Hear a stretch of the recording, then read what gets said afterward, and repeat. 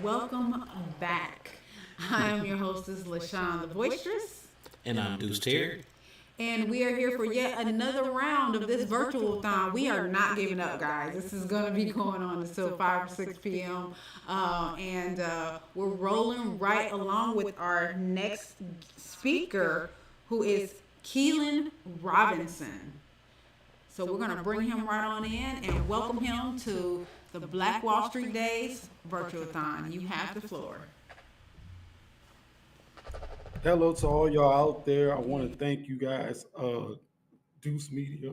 I'm sorry, Deuce Latrice Media for having me on. I sat through the whole beginning, got the chance to sit through. If anybody missed it with Dr. Umar or some of the other performers that came in early, it's been a wonderful event so far.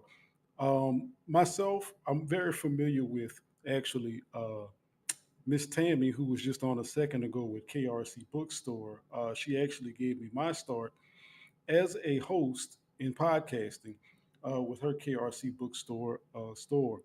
So I'm an author, I'm a host, and in all of that, I try to really bring the focus to with my books and with meeting with others. I try to talk a lot about some of our historical things, even though I do a lot of fiction, I bring some historical events into it. I know we have a lot of focus, and our main focus here today was the Juneteenth is right around the loss corner, of the celebrating the Tulsa, end of the slavery Black Wall and Street Black that was in cultural Tulsa. heritage in the USA. Well, when we talk The about our best massacre, Juneteenth it celebration started in before Minnesota that. will be In taking fact, place one of the on events Sunday, that I June highlighted in my 16th books with on Crescent West. Moon Chronicles, circled around a part of New Orleans, East and West Bank, is actually the massacre of New Orleans that took place in 1866.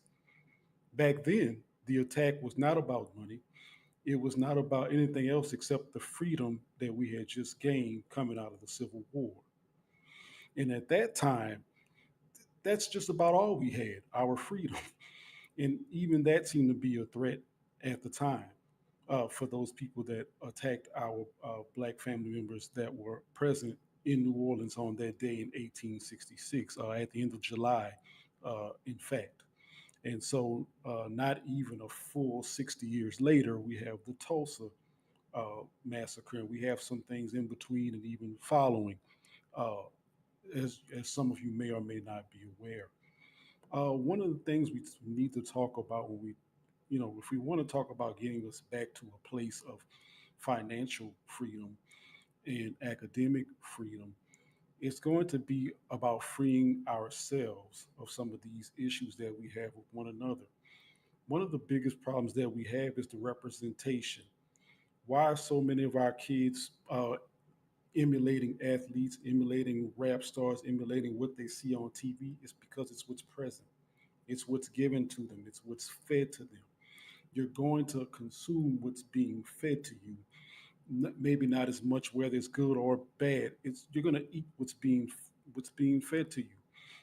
One of the biggest things we had when we had those families out in Tulsa, when we had the Black Wall Streets, that we had people there that were being the uh, that were being the icon, that were being the ideal person for those other kids and other members to see. They were present, they were there. This is your example, is sitting right in front of you. What examples do we have in front of us right now, except really what's given to us for entertainment? Do you know how intelligent some of our entertainers really are? They never really get to show that because it's not entertaining for them to be there. It's not entertaining for them to give you that. There's not enough money in them showing you their smarter side, but they can go out there and they can act a fool for God knows how many minutes, and that's what they can give you because it's entertaining. So when we talk about our communities and we talk about what our kids see, once again, our kids are going to emulate what they see. When Dr. Umar was on talking earlier, he talked about how we had the families, or even prior to that, he's talked about how we've had, the families, the plant workers, all those people in the community. Now we do have doctors, we do have people that are doing other prominent jobs, service workers, things of that nature. But are they coming back home and bringing that back to these children for them to see? You see a job fair pop up every once in a while and you'll see people come in and they'll go to a specific place at a specific location and they'll try to recruit people on to do their job. But are they talking to you about how they got there? Are they telling people the paths? Are they reaching the lowest, at the youngest youth and coming in and telling them, hey, young man, this is the path you need to take to get here. This is what we need you to do. We need you to go to school and do this, this, and this in order to get here. Young man, I don't need you out in the street hanging out with these guys on the corner or hanging out with these guys that just hang out all day. I need you to be here and here because that's going to get you here. We don't have enough of that. We don't have enough of people going back and talking about that. And so now we don't even have the wealth that we do have really being spread, but it does continue, in my opinion, to go backwards. This is what I mean when I say about the wealth going backwards. How many of you on here, of our black brethren and sisters, when you went to buy your home, how many of you received money from your family to buy that home? I bet it's less than 10%. In other cultures, they might go to buy a home and they will have the money, some of the money, a small percentage of the money will be given to them from their family members, whether it's mother, grandmother, father. That's money moving forward. That's money being passed down. A lot of what we have is we talk about the black wealth and the black dollar is the money being passed back, backward, back up. Sometimes when we get out and we make it, what's the first thing we have to do? You see with our athletes all the time. They're going out, and not that there's anything wrong with that. You should always take care of your parents and your ancestors once you have a chance. But this is seen more common even without the athletes. You see them go and buy another house for mom, a house, a car for dad. The money is going backward. What about for their own children and moving the money forward? Part of moving forward, part of being able to do that, sometimes it's not just financial, as we circle back to now, going and giving that education. Sometimes the financial part of it is not just in physical dollars and cents. Sometimes it's within the knowledge that's given. So going back into the community that you came from, going and being present for those young men and those young women looking for something to do and looking for somewhere to go and how to get there. Sometimes you save a life just by having a conversation with somebody, right? Sometimes it's not just donating to this fund or that fund, but just going back into that community and being able to provide the example that they need to see. Once again, our children, everybody around us is simply going to mimic what they see and what they're exposed to. If they're not exposed to these great leaders, if they're not exposed to the plant worker that comes back, they're not exposed to the doctor from this community by them coming back, they're not exposed to the mailman, uh, the physicists, whoever these people are that have come from this community and move forward, they'll never know how to get there. So part of that money being passed down, part of that moving forward is part of us being able to come back and provide that knowledge, provide that nurturing, provide that wealth, whether it's economic, academic, uh, behavioral, being able to provide that for our children and moving forward.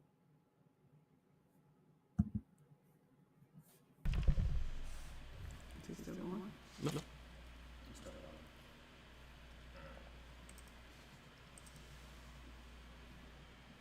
waiting for the screen to connect, brother. Sorry about that.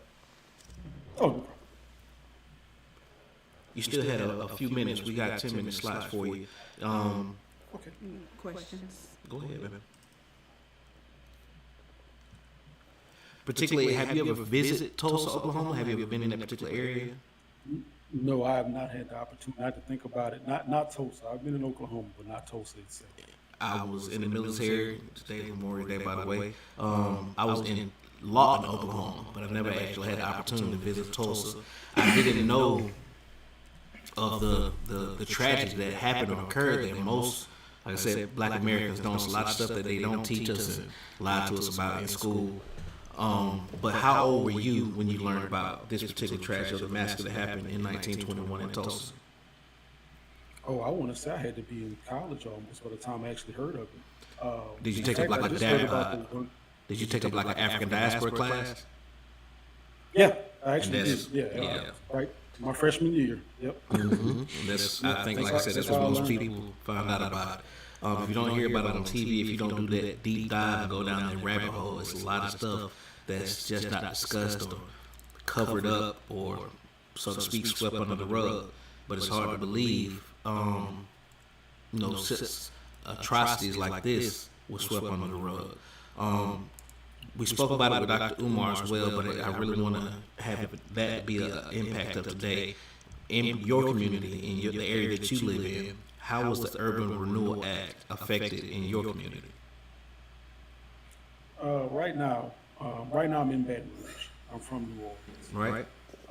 Right now, we just had a community, a group of people actually try to move out of Baton Rouge, and that's actually a different group to try to kind of secede called St. George.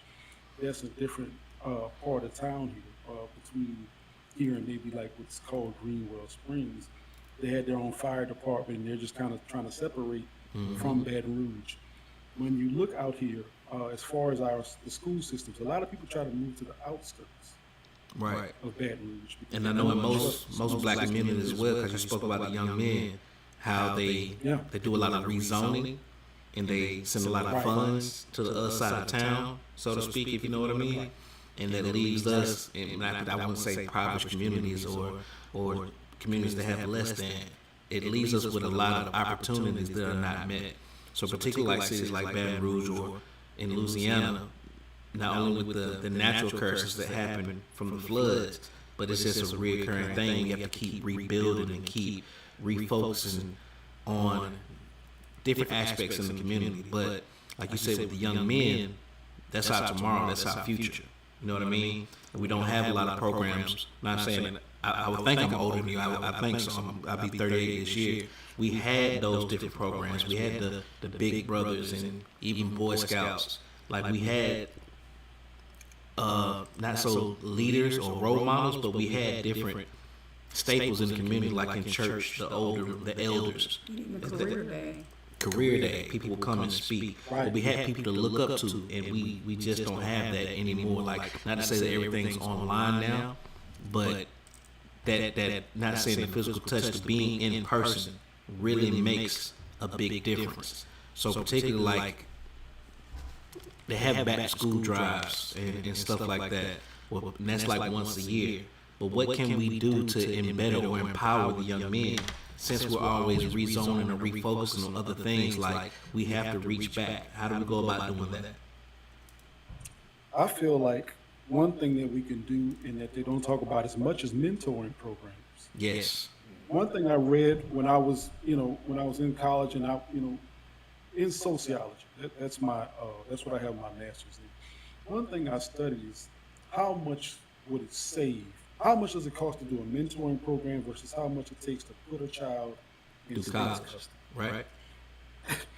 It's amazing the difference, but there's not nearly enough mentoring programs. Like you just talked about Big Brother and Big Sister. Baton Rouge actually has the 100 Black Men program, but I just don't see it. I'm down the street from it. I work down the street from it, but do I see a lot of advertisement for it? Not a lot of it. Not a whole lot of it. In fact, we just lost a tracker program, which used to be the mentor program, but they got rid of that portion of it some years ago. But if you had these people that were present with these kids, I remember years ago with the Youth Challenge program, there was a particular mentor when we had him.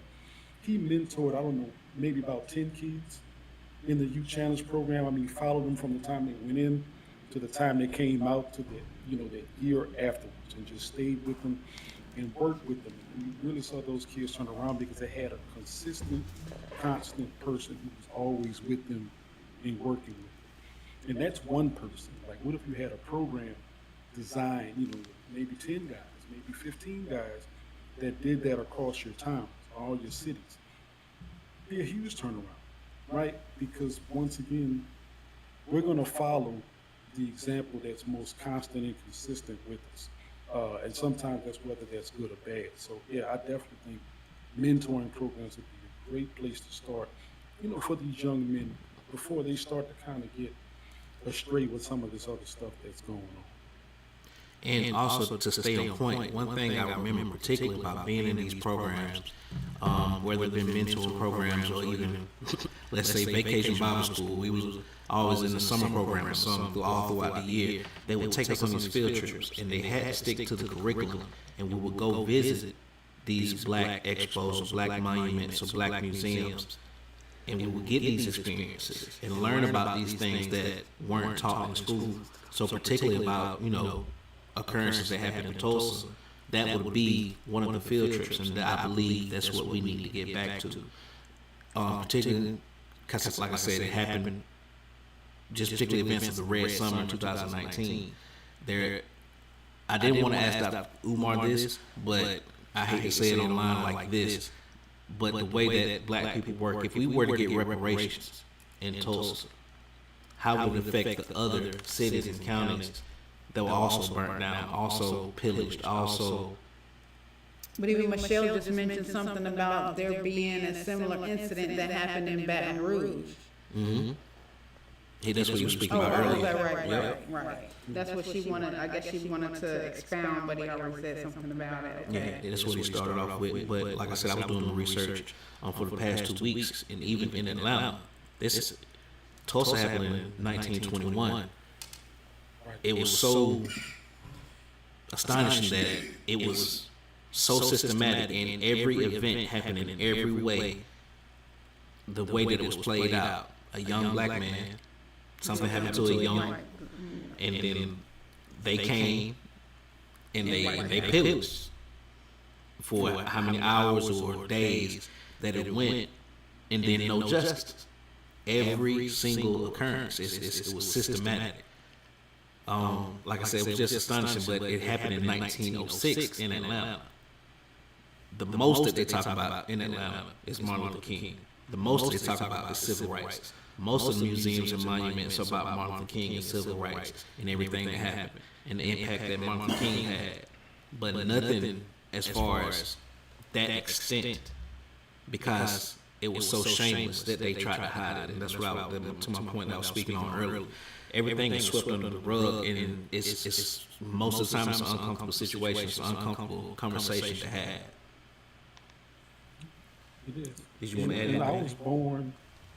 I was born in, on the West Bank, Marrero, Louisiana. My grandfather had a tire shop in New Orleans. I've been around New Orleans all my life, and I didn't hear about the New Orleans massacre really until I looked for it. And the thing is that we have to be so intentional about the things that we want our children to learn and want them to be exposed to, because we're not always going to receive what we want them to know or the things that they should know. We're going to be given what they want us to know. Right. We don't talk about the wars that the United States lost. I don't want to scare anybody. Right. When I say that, right. I don't want to, if that's not patriotic. Right. Mm-hmm. Right. So we're given what's reasonable for them to know. We have to go and grab everything else. And that even means us going and grab our children, showing them the way and what we need them to do and how it's done. Understood. Right. And when I say children, I'm expanding that past 18-year-olds. Some people at 21 still don't know what to do. Right. So we got to kind of grab and guide them a little bit. Right. Kind of get out of that mindset that, he's 18, he's grown now. No. Exactly. No. Still baby. He can just go to an adult prison now. Right. That's the only difference. Mm-hmm. He's not grown. He's still growing. He's not fully developed yet. She's not fully developed yet in the mind. They are still looking for direction. And that's why we still need to give it to them. Right? There's some people that need direction past 25. That's fine. But the reality is we can't put an age or a stop on guidance. Right. Maturity comes with time. In direction. Maturity comes with time. And it comes with consistent exposure to maturity. Some people need it more than others, constant exposure, but it is what it is. But the more we can expose ourselves to these past events, hopefully the more that we can avoid them moving forward, right? A part of not repeating history is knowing history. and where it come from and how it developed. So I got you. Keelan, what did you want to close them out with? I just wanted to close everybody out with, and I want to thank you guys once again for having me on. Thank you. What I want to close everybody out with is just it takes a village, right? It always has, it always will, and until we can come together, like really come together again. I don't mean like for a moment, I don't mean like for an instant. I don't mean for like an incident. When we can truly come together, stay together, right? Powerful beyond measure, powerful beyond means.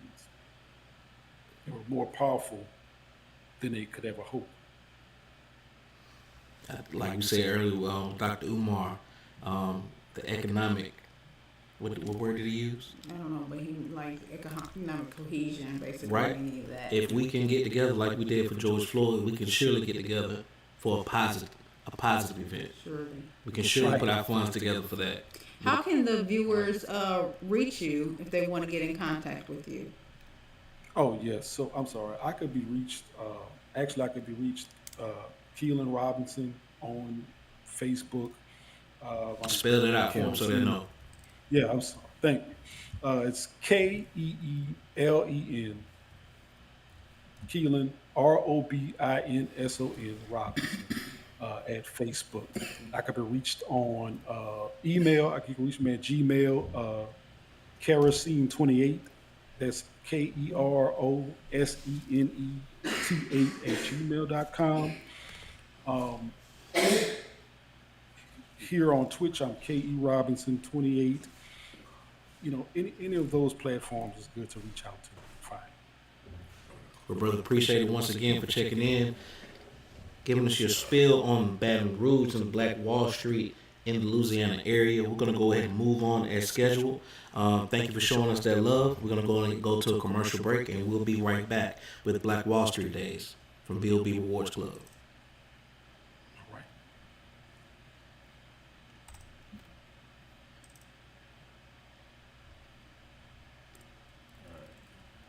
Okay, next.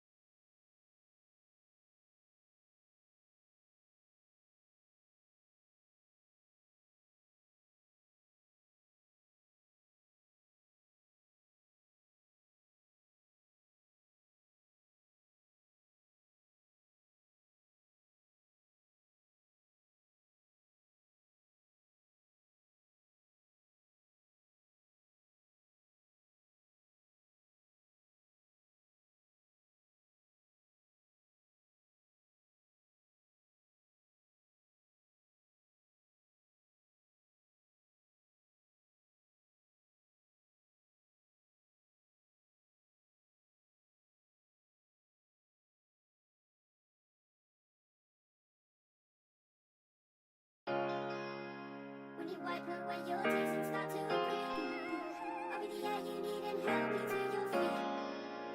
When the time is right, you'll be able to breathe. But I'll say I love you more, I need. When you wipe away your tears and start to breathe, Yeah, I'll be the air you need and help you to your Frenchie feet. beats.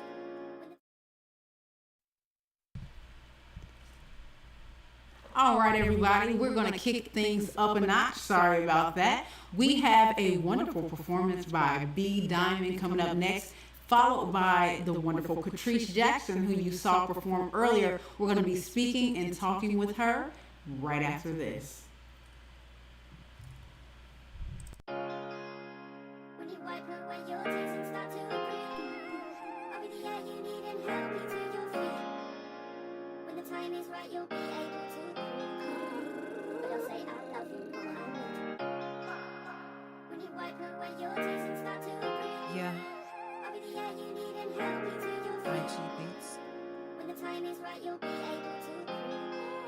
But I'll say I love you more, I need. When your haters stack, but your vision racks that itch, they said they gon' swallow that. They gon' see your rise and follow that. They gon' run mad game, come running back. Better remember that ish, remember them times. Chicks out of pocket, niggas out of line. They ain't even know how you got this far. Some of them doing still hate you for the fact that you winning when your life been rough. Winning through the tears and it made you tough. Winning through your issues like you got this, yeah, I got this. Check out the shoes, don't know the pain. Sure that nobody can step in and wear them the same.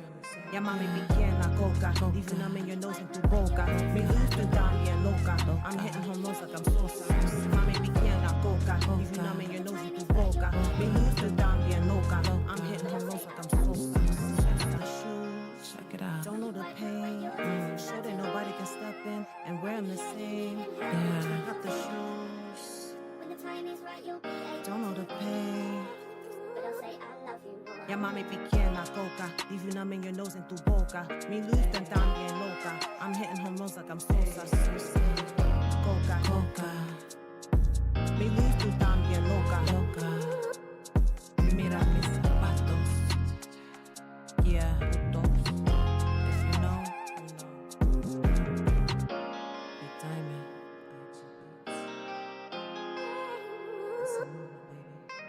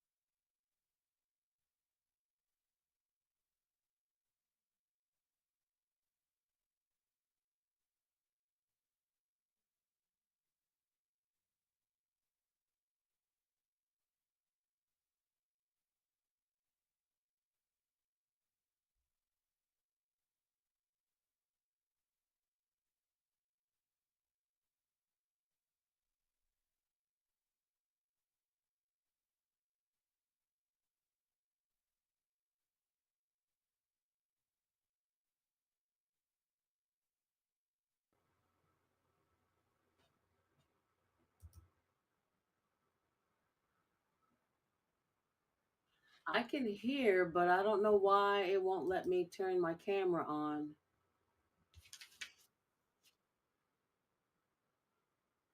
I'm on a computer laptop.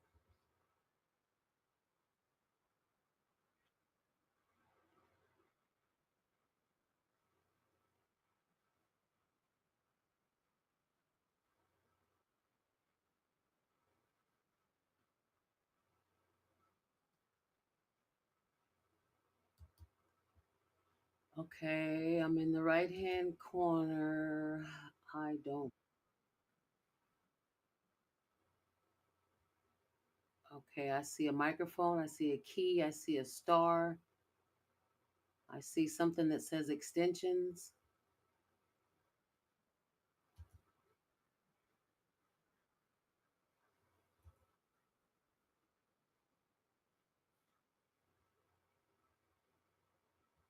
Okay, I don't see anything that says reset permissions.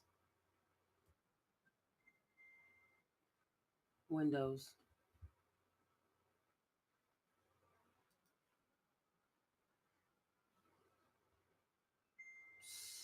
Would it be in settings? Would it be in settings? Okay, let me see. And I'll be looking for permissions, right?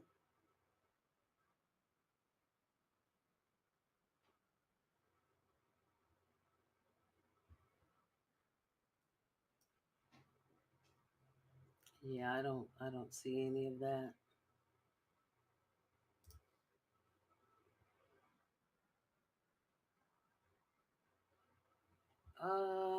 Well, if I don't, I can't come back later. So, yeah. Let me try this one thing here. See if it's there. No. Yeah. Um,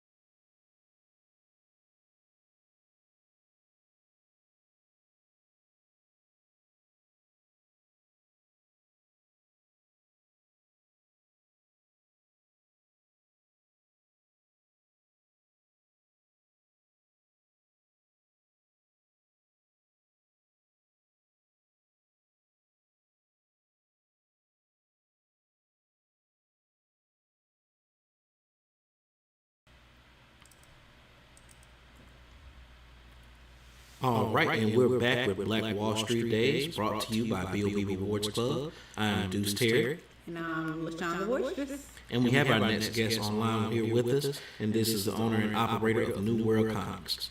You now have the floor. Go ahead and give us a bio and just tell us who you are and where you're from and what you do. Well, thanks for having me.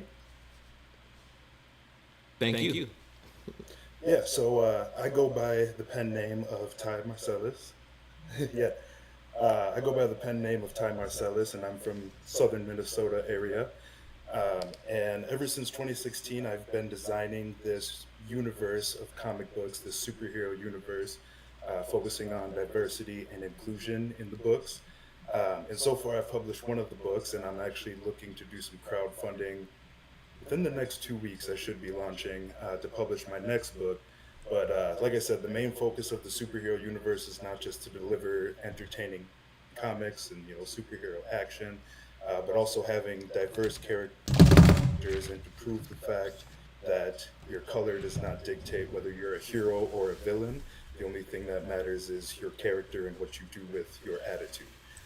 So that's kind of like the gist of what the books are about. But last time I officially counted, I have 1,786 characters that I've made so far. I create the stories, write them. I've written 21 books for the universe. And then my guy Nico, who lives in England, does all the artwork for me. And wouldn't you say that, like, So the one book too, I'll talk about that real quick. Go ahead. Go ahead. Oh, you're good. Go ahead. I was gonna say, like, I like how you put that. Oh, sorry. The book I have. Yeah, it's a little delay. That's all right. I think we got like a delay going on. Yeah. But real quick, so the book that I have published is actually right above me. I'm actually doing this for my grandparents' cabin for the Memorial Day weekend. But she has my book framed up here, and it's a man who was born into slavery, but he eventually dies and becomes a ghost, and then uses his ghostly powers to help other oppressed people and free slaves. And he exists from the 1800s into the modern day because he's already dead. And so through that, I also do a lot of, especially his story, a lot of focus on the Black community, Black oppression, even Black Wall Street, all these things we've kind of been talking about today. So he'll witness all of that happen as he goes through his story. Now, Ty, is this a new book that you've published? Because we didn't talk about this last time on the last interview on Shot Black. I don't know if we talked about it, but it is relatively new. In 2022, I published it. Yeah, I published it in 2022. And so I think the only reason I might not have mentioned it on our last talk when we did the podcast is I might have been focused on the next one coming up. But yeah, this one it's called Night Wraith, by the way, I should say the name. But Night Wraith is available on Amazon, Barnes & Noble, all that stuff. Now, could you give us a little bit more about that story as well, or just the backstory? I know you pretty much summed it up, but in detail. Right, so he is the main character, the main male character of my universe. The other character is a Muslim female, trying to get characters who are underrepresented as like my mains. But basically, the comic here is his origin story and how he actually dies. And this won't really spoil too much, but essentially he dies from a escape attempt.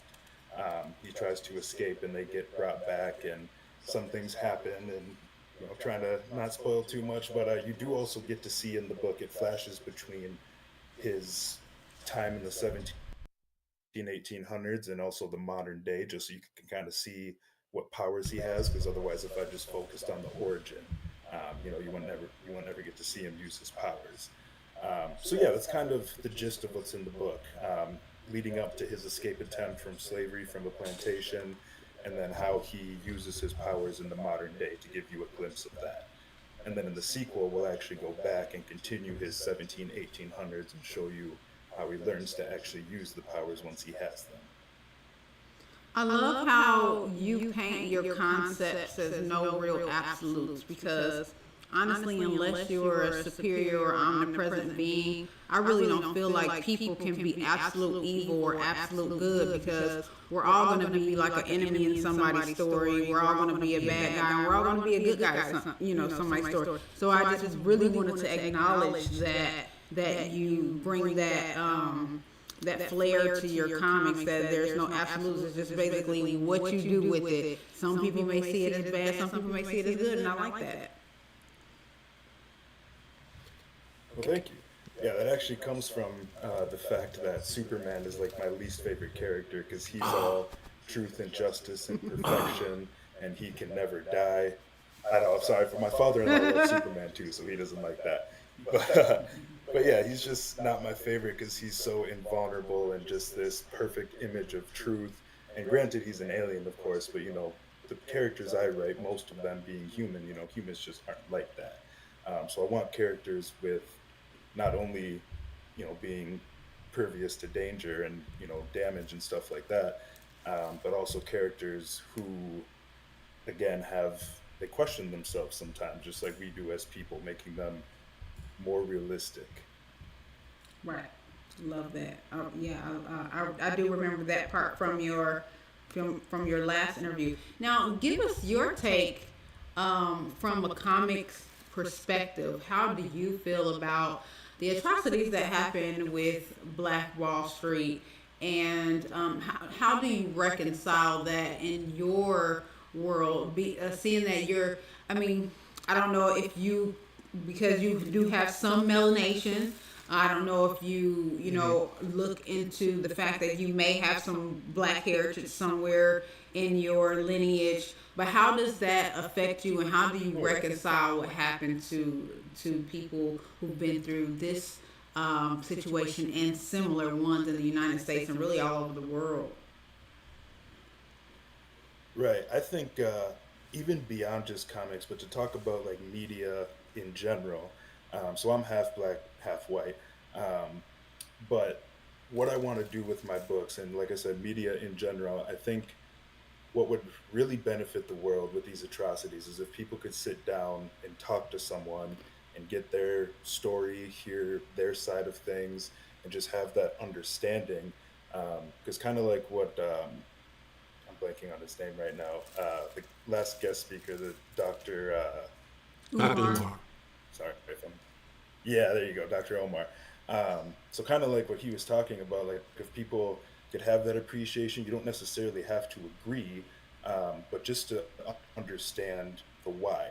But since people, especially in this day and age, with arguably you could blame the internet, people don't really want to sit down with each other.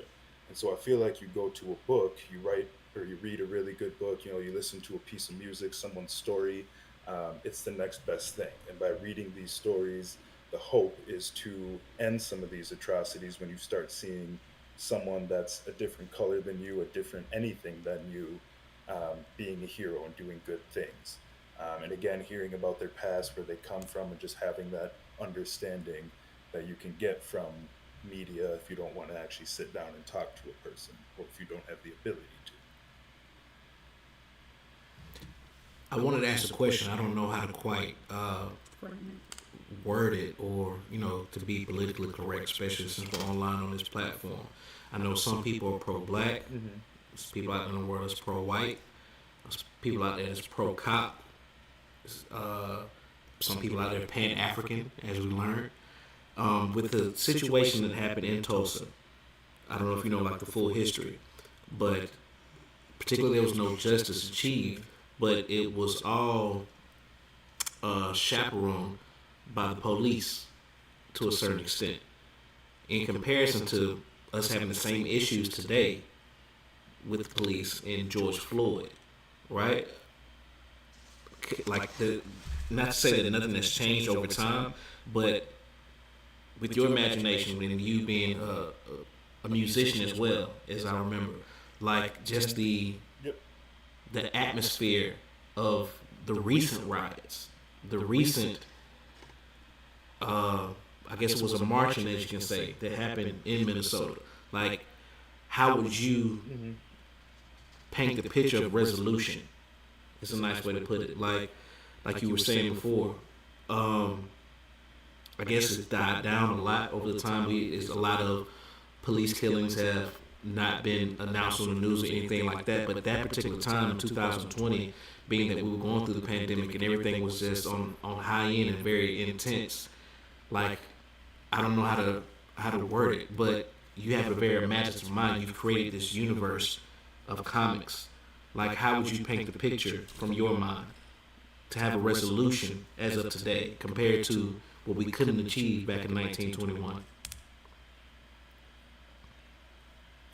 Yeah, so I would say I actually went to what you would call ground zero when those riots were going on. And I actually went there with my father, who's white, he adopted me, and he's also a pastor. And so when we went to that ground zero, it was actually like a pastor event that they were having there Mm-hmm. for people to pray over where George Floyd was actually killed. And it was really inspiring to see people of every nationality, pastors from all over, different religions, people who you might consider, don't normally agree with each other, but they're all there for one cause, standing together.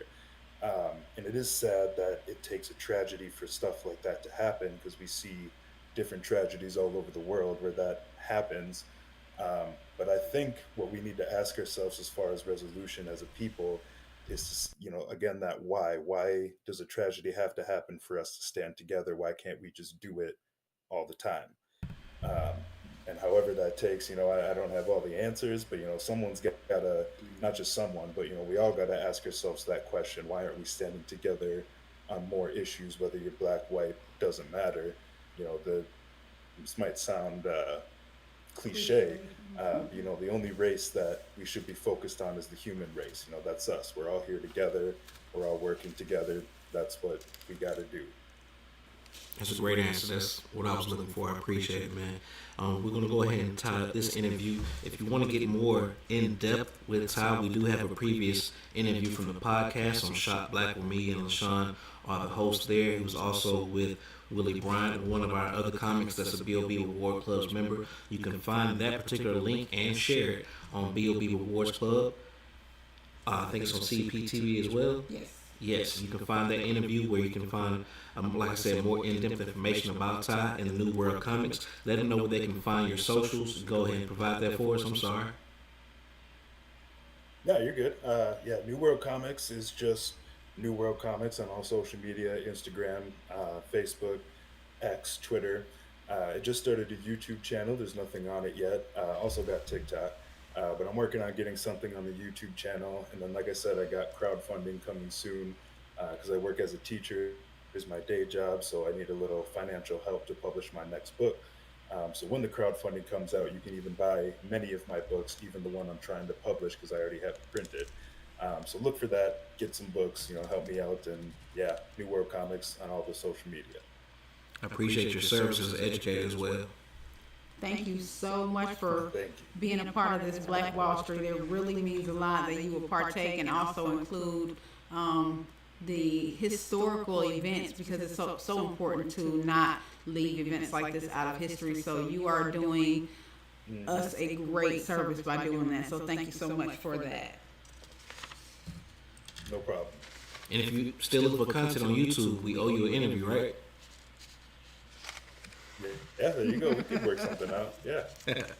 We will definitely be in touch. You take care.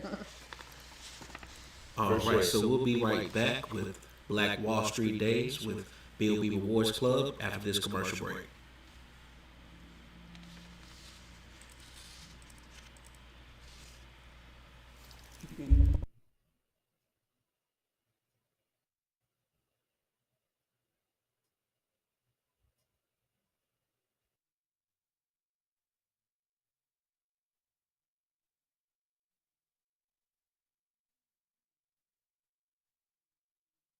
Hey there, beautiful souls.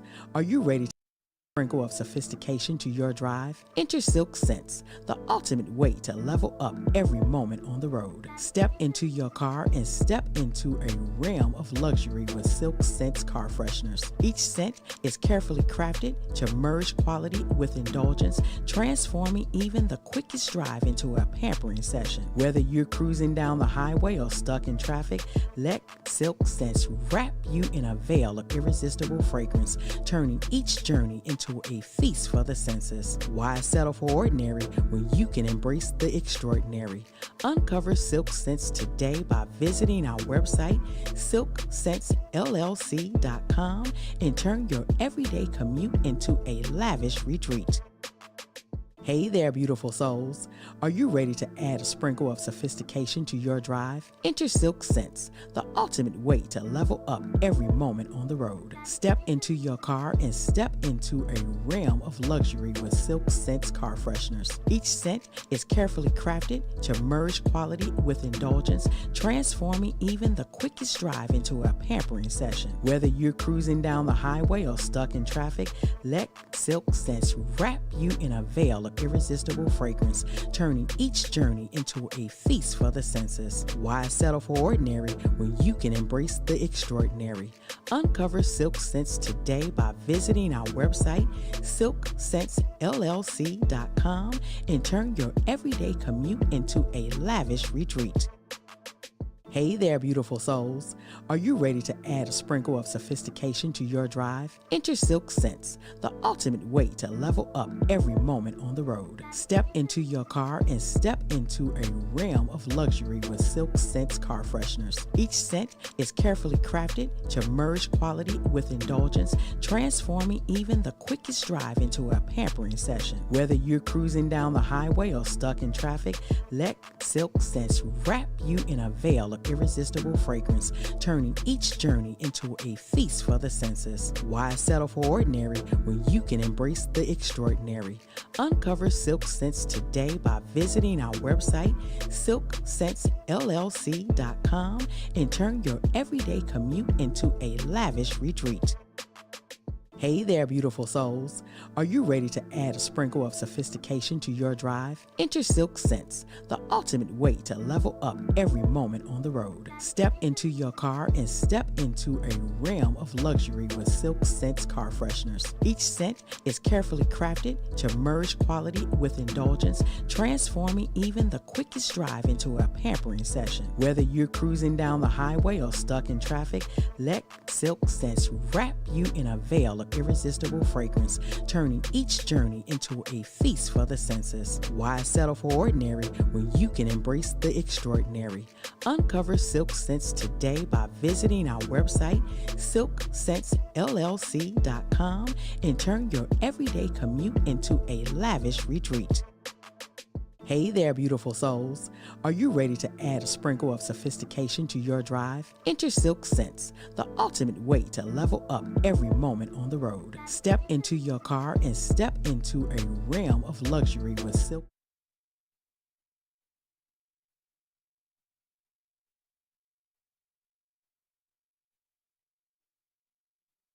This is the thing. With Aroma Stories, you're gonna get what you ask for. There's a lot of scented body care out there, but they're not really in it for the pureness. They're in it for the swag of association without the authenticity or the promise of the natural thing. Aroma Stories is the truth. You ask for patchouli, you're gonna get patchouli. You ask for vetiver, you're gonna get vetiver. Our cardamom, our eucalyptus, our jasmine, our clove, it's all real. Aroma Stories is the truth of the essence. You're gonna feel it, you're gonna know it. Your skin's gonna be supple, you're gonna smell great. Love your skin, love yourself. Aromastories.com. Free shipping. Find us on Instagram, Garvey Nation, and Amazon at Aroma Stories. This is the thing. With Aroma Stories, you're gonna get what you ask for. There's a lot of scented body care out there, but they're not really in it for the pureness. They're in it for the swag of association without the authenticity or the promise of the natural thing. Aroma Stories is the truth. You ask for patchouli, you're gonna get patchouli. You ask for vetiver, you're gonna get vetiver. Our cardamom, our eucalyptus, our jasmine, our clove, it's all real.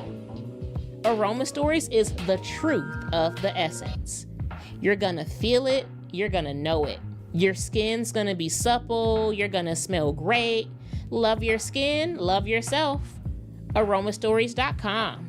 Free shipping. Find us on Instagram, Garvey Nation, and Amazon at Aroma Stories. This is the thing. With Aroma Stories, you're gonna get what you ask for. There's a lot of scented body care out there, but they're not really in it for the pureness. They're in it for the swag of association without the authenticity or the promise of the natural thing. Aroma Stories is the truth. You ask for patchouli, you're gonna get patchouli. You ask for vetiver, you're gonna get vetiver. Our cardamom, our eucalyptus, our jasmine, our clove, it's all real. Aroma Stories is the truth of the essence. You're gonna feel it, you're gonna know it. Your skin's gonna be supple, you're gonna smell great. Love your skin, love yourself. Aromastories.com. Free shipping. Find us on Instagram, Garvey Nation, and Amazon at Aroma Stories. This is the thing. With Aroma Stories, you're gonna get what you ask for.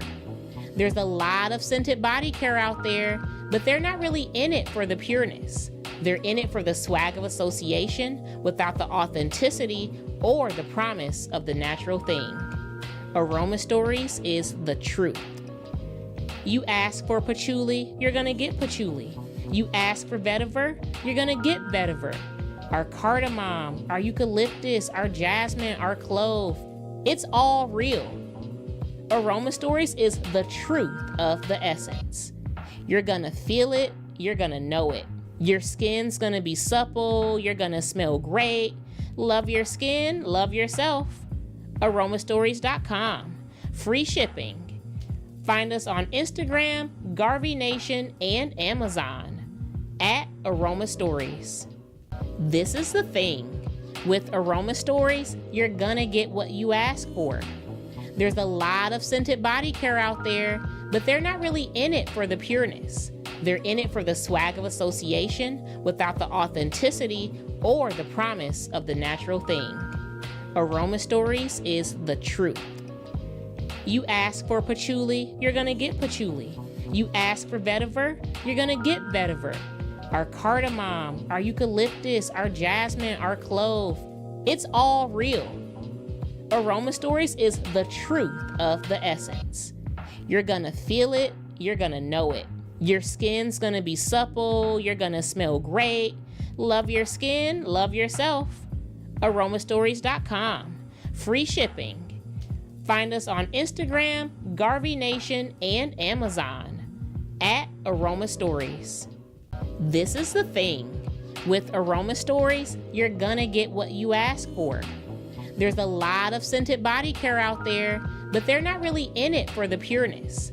They're in it for the swag of association without the authenticity or the promise of the natural thing. Aroma Stories is the truth. You ask for patchouli, you're gonna get patchouli. You ask for vetiver, you're gonna get vetiver. Our cardamom, our eucalyptus, our jasmine, our clove, it's all real. Aroma Stories is the truth of the essence. You're gonna feel it, you're gonna know it. Your skin's gonna be supple, you're gonna smell great. Love your skin, love yourself. Aromastories.com. Free shipping. Find us on Instagram, Garvey Nation, and Amazon at Aroma Stories. This is the thing. With Aroma Stories, you're gonna get what you ask for. There's a lot of scented body care out there, but they're not really in it for the pureness.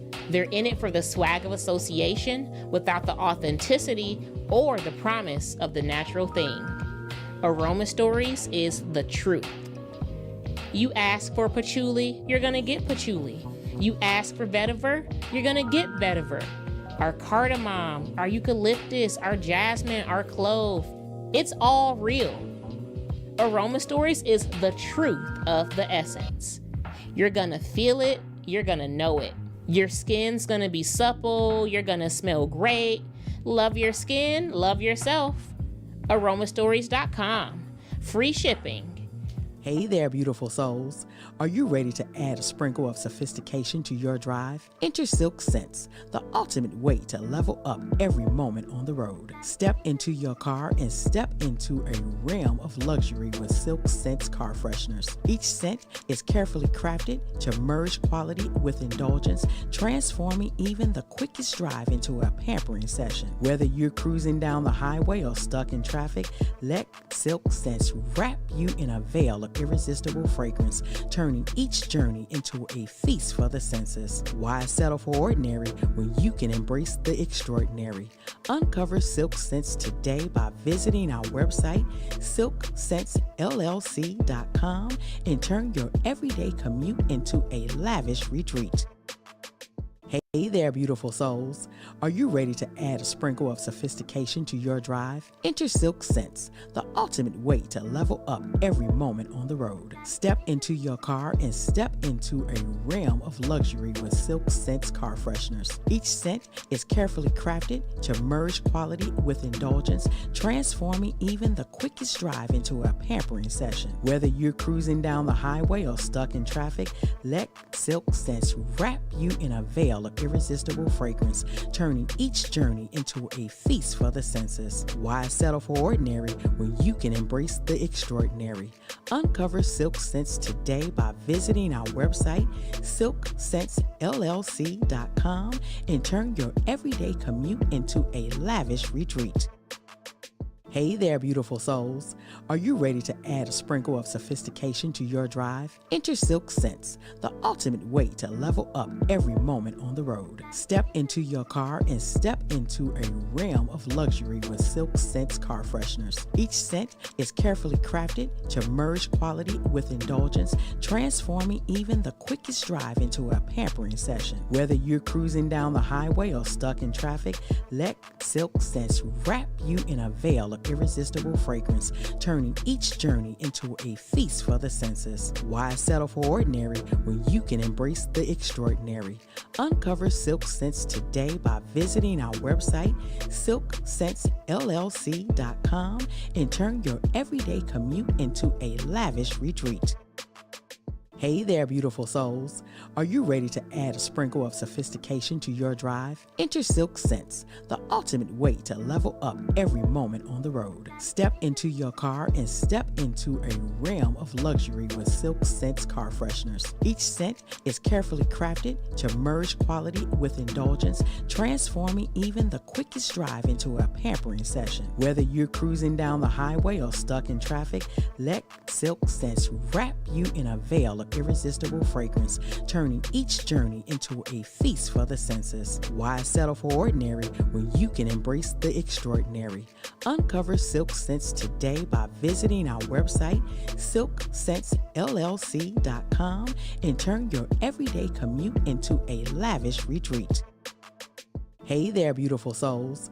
Are you ready to add a sprinkle of sophistication to your drive? Enter Silk Sense, the ultimate way to level up every moment on the road. Step into your car and step into a realm of luxury with Silk Sense car fresheners. Each scent is carefully crafted to merge quality with indulgence, transforming even the quickest drive into a pampering session. Whether you're cruising down the highway or stuck in traffic, let Silk Sense wrap you in a veil of irresistible fragrance. Juneteenth is right around the corner, celebrating the end of slavery and Black cultural heritage in the USA. The best Juneteenth celebration in Minnesota will be taking place on Sunday, June 16th on West Broadway from Lindell to Emerson Avenues North from 10 a.m. to 6 p.m. Starting with a parade at 10 a.m. with some of Minnesota's finest drill teams. Then, a Father's Day brunch. Bring the whole family to enjoy all of the fun and festivities. Live entertainment, influential guest speakers, fresh, good food. Everyone is a winner. Free mini carnival for children 16 years and younger. a slave exhibition focusing on the cash crops that enslaved Native Black Americans cultivated and created the wealth that built the United States of America. This year's event is sponsored by Black Visions, Marathon Petroleum Corporation, Best Buy, AMPAC, Don Samuels for Congress, the Sickle Cell Foundation of Minnesota, Hy-Vee, the Loppet Foundation, Our Streets Minneapolis, Marcus Mills for Ward 3, Minneapolis Regional Chamber of Commerce, Kemp's, Minnesota Pollution Control Agency, and Huntington Bank. For more detailed information, go to JuneteenthMinnesota.com or call 612-400-9500. Juneteenth is right around the corner, celebrating the end of slavery and Black cultural heritage in the USA. The best Juneteenth celebration in Minnesota will be taking place on Sunday, June 16th on West Broadway from Lindell to Emerson Avenues North from 10 a.m. to 6 p.m. Starting with a parade at 10 a.m. with some of Minnesota's finest drill teams. Then, a Father's Day brunch. Bring the whole family to enjoy all of the fun and festivities. Live entertainment, influential guest speakers, fresh, good food. Everyone is a winner. Free mini carnival for children 16 years and younger. A slave exhibition focusing on the cash crops that enslaved Native Black Americans cultivated and created the wealth that built the United States of America. This year's event is sponsored by Black Visions, Marathon Petroleum Corporation, Best Buy, AMPAC, Don Samuels for Congress, the Sickle Cell Foundation of Minnesota, Hy-Vee, the Loppet Foundation, Our Streets Minneapolis, Marcus Mills for Ward 3, Minneapolis Regional Chamber of Commerce, Kemp's, Minnesota Pollution Control Agency, and Huntington Bank. For more detailed information, go to JuneteenthMinnesota.com or call 612-400-9500. Juneteenth is right around the corner, celebrating the end of slavery and Black cultural heritage in the USA. The best Juneteenth celebration in Minnesota will be taking place on Sunday, June 16th on West Broadway from Lindell to Emerson Avenues North from 10 a.m. to 6 p.m. Starting with a parade at 10 a.m. with some of Minnesota's finest drill teams. Then, a Father's Day brunch. Bring the whole family to enjoy all of the fun and festivities. Live entertainment, influential guest speakers, fresh, good food. Everyone is a winner. Free mini carnival for children 16 years and younger. A slave exhibition focusing on the cash crops that enslaved Native Black Americans cultivated and created the wealth that built the United States of America. This year's event is sponsored by Black Visions, Marathon Petroleum Corporation, Best Buy, AMPAC, Don Samuels for Congress, the Sickle Cell Foundation of Minnesota, Hy-Vee, the Loppet Foundation, Our Streets Minneapolis, Marcus Mills for Ward 3, Minneapolis Regional Chamber of Commerce, Kemp's, Minnesota Pollution Control Agency, and Huntington Bank.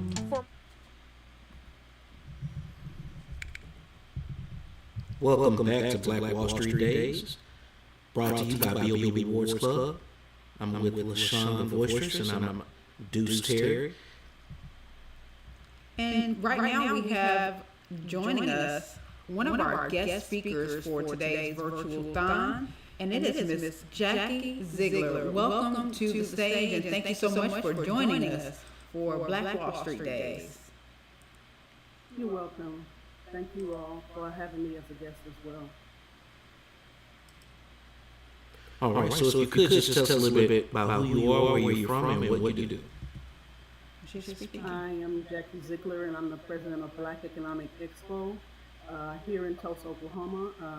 I started back in 2016 with Black Economic Expo, and I wanted to build economic growth in my community, to have an event where you could teach and learn how to build economic growth in our community. So with Black Economic Expo, I teach small businesses, rather a lot of them don't have all the legal logistics together, so I assist them by getting their LLC EIN, things of that nature to have a successful event.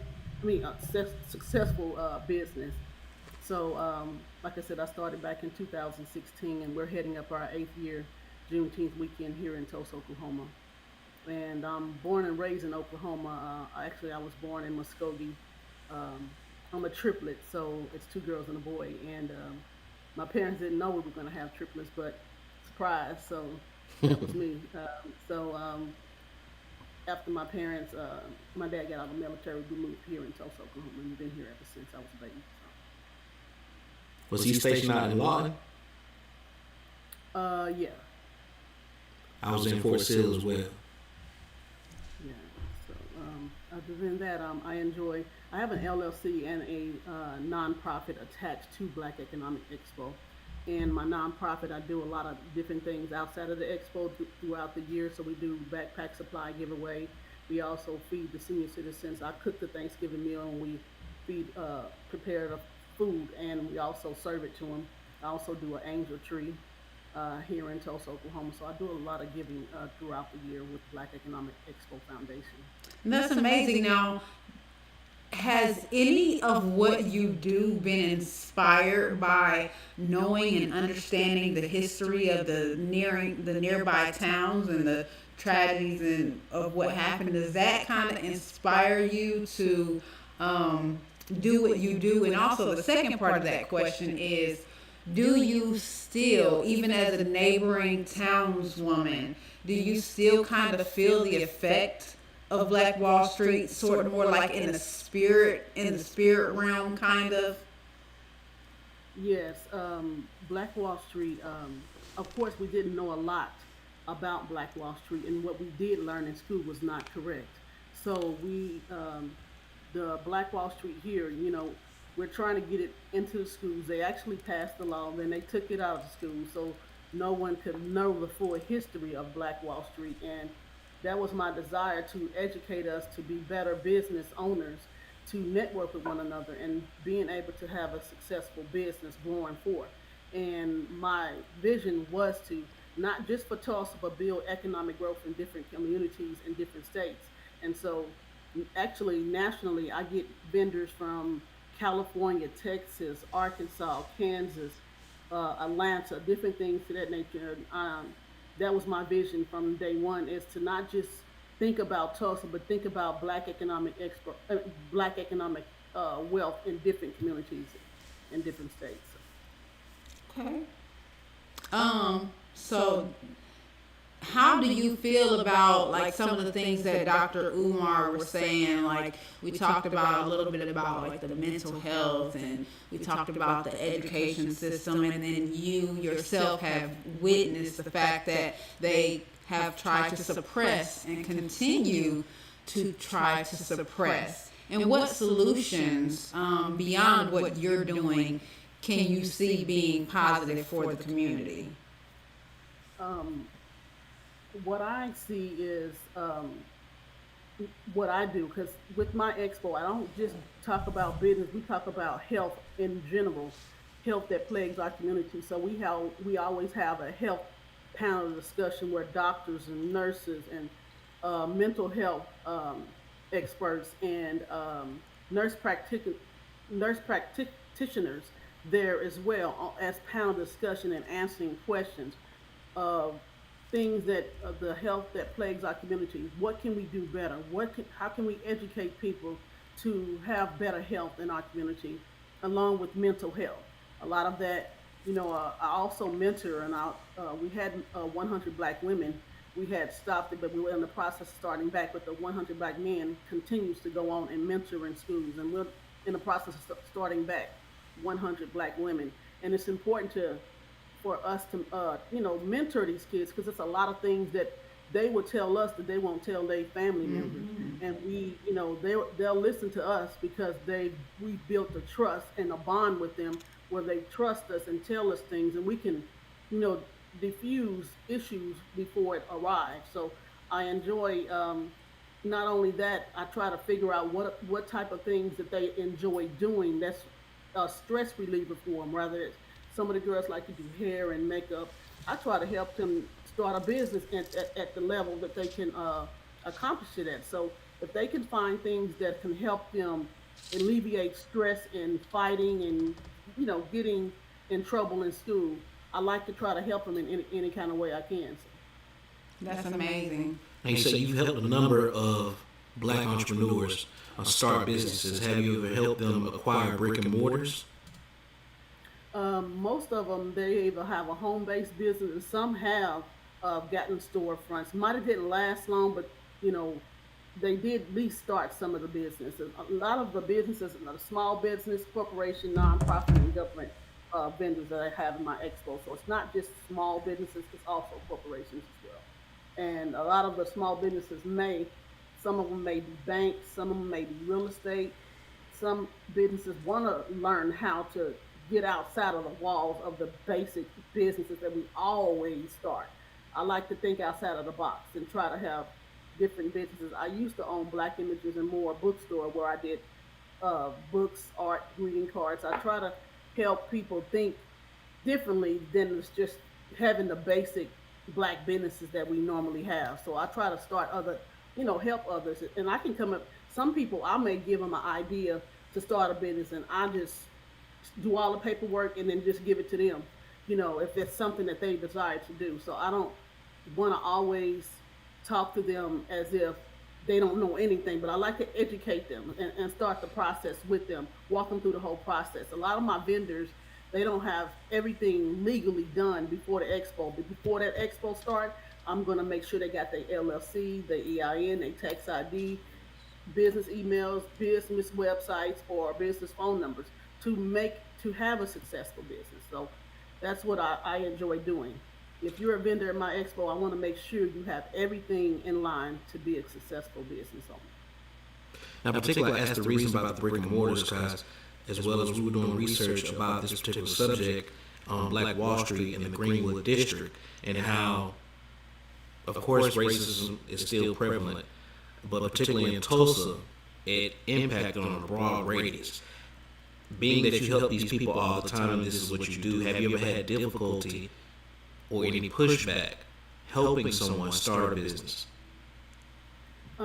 It's all the time. I mean, I can only educate a person. Now it's up to them to register by following step by step with what I'm, trying to teach you. It's always, how should I put it?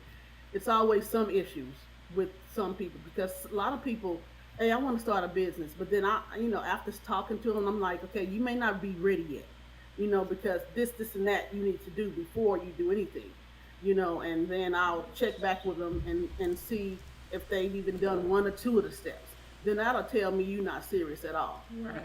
So it's just, yeah, you're going to have that. Some people may have the business sense, and then some people just maybe it consider as a hobby versus a business. No, when I mean pushback, I was meaning like, particularly maybe from the city, from the commissioner, from some of the landowners that own some of these buildings, like downtown in those particular areas, particularly on Greenwood. A lot of the black businesses who there originally during the Black Wall Street days, particularly got pushed out. They were sent to other parts of the city that were pretty much impoverished areas, and they particularly raised the rent just to push them out. And when I say pushback, like it's some businesses are wanted and some are unwanted within these particular areas because they don't want black people to thrive. Have you ever seen any type of that kind of pushback? I haven't, because I have never wanted to have a business down there, but I've, gone to different city council meetings, different meetings that there are so much red tape now to be able to get a black business down there. And then a lot of times they may have, quote unquote, maybe already have someone, they'll tell you, hey, this building is not available, but it's available because it says call this such and such number and, try to figure out if you can rent that building or not. But then when you contact it, they give you all the information. So I've known this different businesses down there over the years, and they're no longer there. And of course, they'll address why they're not there anymore. But it's a lot of red tape now on Greenwood, and it's a lot to discuss. Although we only have a few minutes to discuss, so Right. But it is a lot of red tape. That's a lot of issues that needs to be addressed, and I agree. It's the Greenwood district. It's a lot of things going on. But me myself, I haven't gotten a building down there. Gotcha. Well, we just wanted some of your impact and influence that you've had, particularly in the Oklahoma area. I know you have some prior engagements that you need to get to. Could you let the masses know where they can find you on social media and where they can get in contact with you?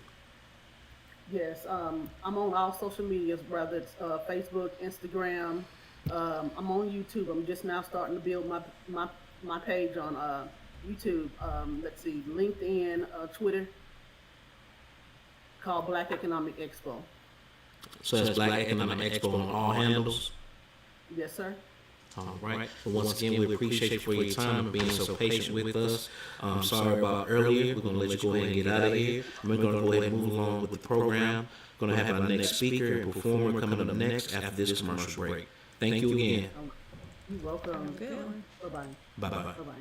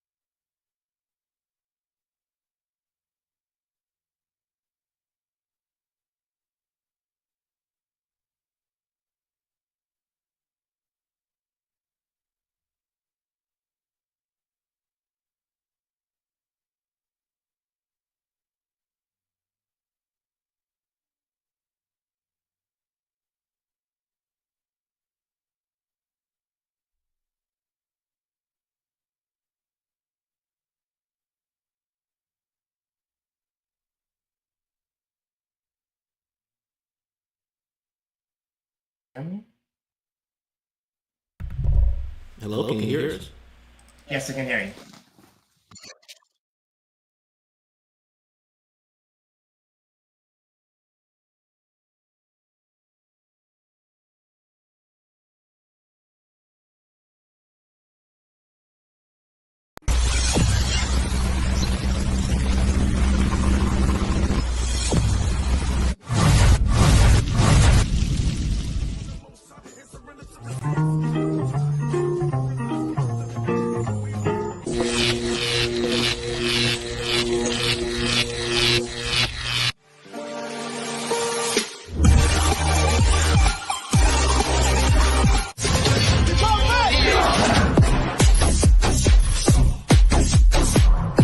The color of caring. The color of caring.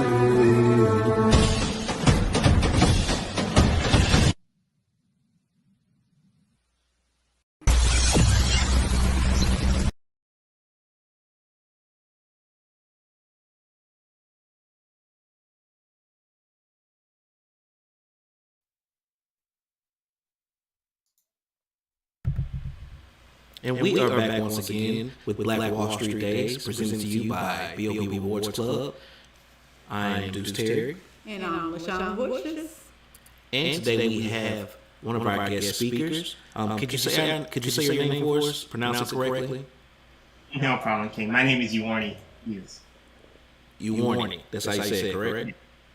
Yes. And what company are you with? I'm with Great Gale LLC. Okay, that was where the name came from. Got it. Okay. Could you tell us a little bit more about yourself and what you do?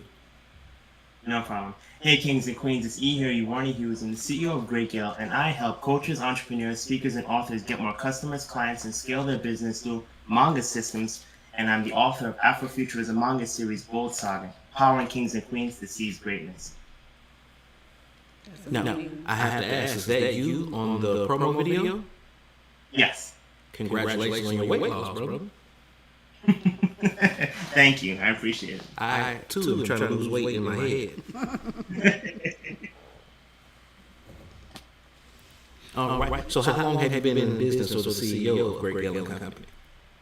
Ever since 2018, so it's been about 6 years next month. 6 years in business. Yes. All right, you are too a BOB Awards Club member, is that correct? I have to double check. I'm not sure. I believe so, though. But you do know Miss Michelle.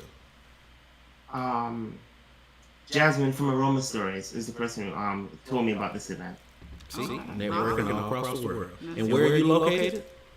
I'm located in New York, but I'm from Antigua. You're from where again, I'm sorry? Antigua, in the Caribbean. Gotcha.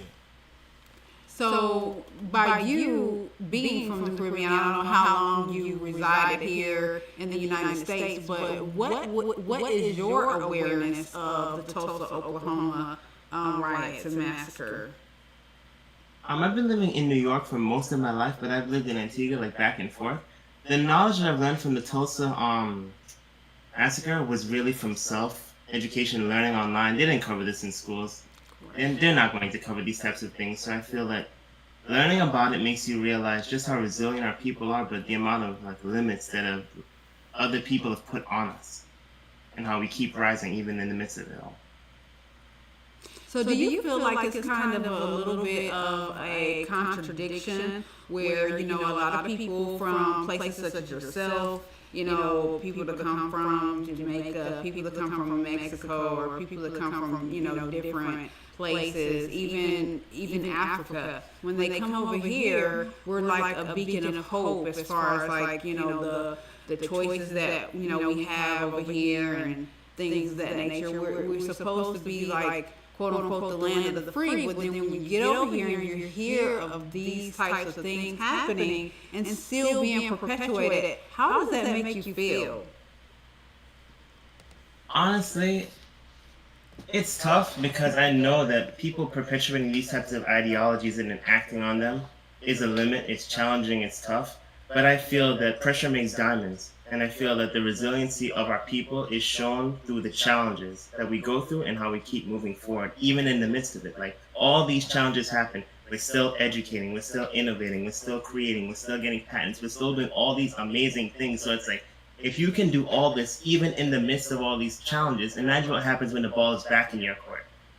I love how you know, even being from Antigua, don't separate yourself from the struggle that we have here. Oftentimes, you know, a lot of people feel disconnected because they're like, well, I'm not really from there, so, you know, I don't really kind of associate with the quote unquote African American struggle, whatever. But I love how you encompass it as, you know, something that is, I guess maybe even a universal plight. Do you have things, and forgive my ignorance of history, are there things that were done during the development or even now over in Antigua that you guys are still trying to overcome over there? Particularly racism. Particularly when it comes to racism, I feel that the ignorance is that Antigua is a small island. People don't think that. Perfect example, Antigua got its independence not even that long ago, within like the last 50 years. So it's only been independent for only a small time. A lot of the places you'll find named after kings and queens from Europe. You take these exams that are based on European education. You go to the Caribbean, you don't really learn about the Caribs and the Arawaks and the actual indigenous people, but you learn about like Christopher Columbus, all these other types of things that are not actually helping you learn about your people. So I feel that's like more systemized educational racism and ignorance that's being perpetuated, so people don't learn just how great their own people are and their own innovations are. Even just the fight to even get steel pan recognized as its own instrument. So I feel that the struggle is a pan-African, African around the world struggle. We're all dealing with our own segment of it, and it's just crazy. I don't try to separate. It's all, there's different levels of it, but it's still a challenge. The same system, though. Yes. Got it.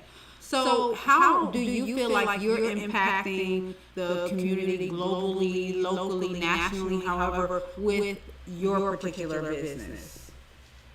I feel that with Great Gale, we're empowering kings and queens to seize greatness based off of our actions, not just off of our words. In the last 6 years, we've self-published 14 books. We did 10 books last year. We've done audiobooks. We have a free course teaching people the power of manga, which is one of the most influential art forms in this day and age, and helping people create their own manga, creating their own stories. There's a $180 billion secret that's inside of manga that we're showing more people how to utilize. In addition, when we're in Antigua, we're still talking about Bold Saga. We've gone worldwide, Antigua as well as different states, showcasing the books, showcasing what we stand for, and empowering people. Just to even put a pin in, just to make the books was a challenge, because in empowering people, to get to this point, it took 20 months to release the first chapter, because in Bold Saga they speak Isin Koi Zulu. So it's African culture from within the nations as well as the diaspora. COVID happened. My grandfather passed away. George Floyd, and all the chaos was still going on during 2020, and that was the time that I released the book, because I realized what my grandfather told me: days may be dark, but still don't give up. It was either I just mourn him, mourn the loss, work on his funeral programs, or still hold on to my dreams. And I want to showcase our own people the same thing. Kuji Chagalia, that self-determination. Life is going to hit you with circumstances, but it's all about becoming that diamond, having that mentality to keep going in the midst of adversity and come out better, come out greater, and as a result. And getting a second wind, which is where the business is called Great Gale, the second wind. Okay. Now, I'm so fascinated with the culture of small islands. Like honestly, like even places like Hawaii, which was originally a darker habited island, and you know, I don't know if you know the history, but it was kind of like colonized. So the people don't look the same as the original inhabitants. But you being on a small island, are there any wonderful, great stories about your elders and their quests on the islands, or anything like that you guys showcase in your manga? What we do inside of Bold Saga in terms of showcasing the culture, we deal with the history as well as the language. So inside of Bold Saga, they speak it's an Ansa Koi Zulu, those are African languages. But when it comes to the Caribbean, they also speak Antiguan dialect.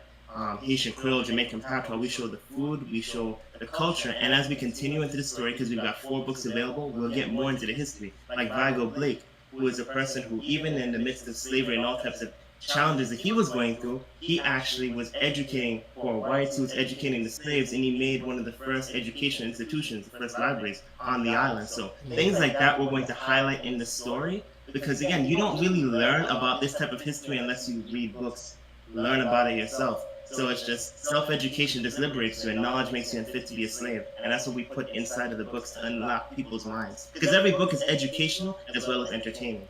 Love it. And I've been hearing that phrase so much within the past week or so, where you said education makes one unfit to be a slave. I love that.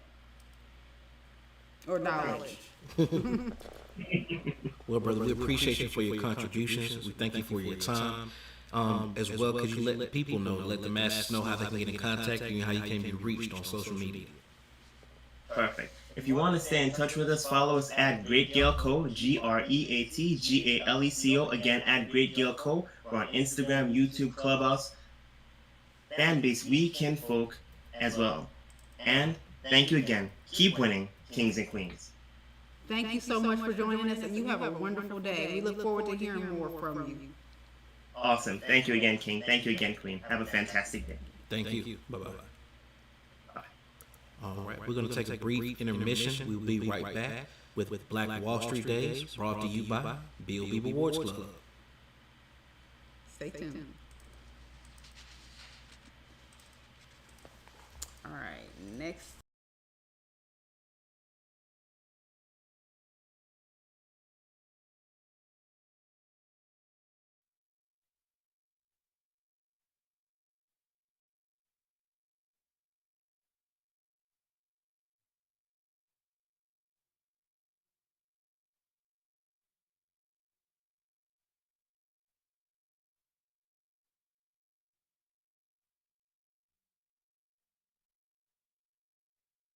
Juneteenth is right around the corner, celebrating the end of slavery and Black cultural heritage in the USA. The best Juneteenth celebration in Minnesota will be taking place on Sunday, June 16th on West Broadway from Lindell to Emerson Avenues North from 10 a.m. to 6 p.m. Starting with a parade at 10 a.m. with some of Minnesota's finest drill teams. Then, a Father's Day brunch. Bring the whole family to enjoy all of the fun and festivities. Live entertainment, influential guest speakers, fresh, good food. Everyone is a winner. Free mini carnival for children 16 years and younger. A slave exhibition focusing on the cash crops that enslaved Native Black Americans cultivated and created the wealth that built the United States of America. This year's event is sponsored by Black Visions, Marathon Petroleum Corporation, Best Buy, AMPAC, Don Samuels for Congress, the Sickle Cell Foundation of Minnesota, Hy-Vee, the Loppet Foundation, Our Streets Minneapolis, Marcus Mills for Ward 3, Minneapolis Regional Chamber of Commerce, Kemp's, Minnesota Pollution Control Agency, and Huntington Bank. For more detailed information, go to juneteenthminnesota.com or call 612-400-9500. Juneteenth is right around the corner, celebrating the end of slavery and Black cultural heritage in the USA.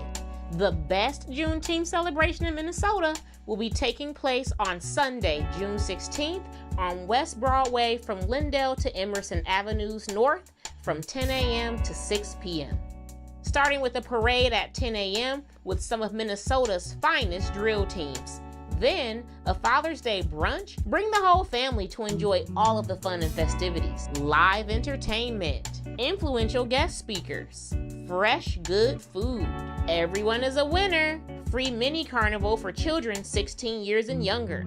A slave exhibition focusing on the cash crops that enslaved Native Black Americans cultivated and created the wealth that built the United States of America. This year's event is sponsored by Black Visions, Marathon Petroleum Corporation, Best Buy, AMPAC, Don Samuels for Congress, the Sickle Cell Foundation of Minnesota, Hy-Vee, the Loppet Foundation, Our Streets Minneapolis, Marcus Mills for Ward 3, Minneapolis Regional Chamber of Commerce, Kemp's, Minnesota Pollution Control Agency, and Huntington Bank. For more detailed information, go to juneteenthminnesota.com or call 612-400-9500.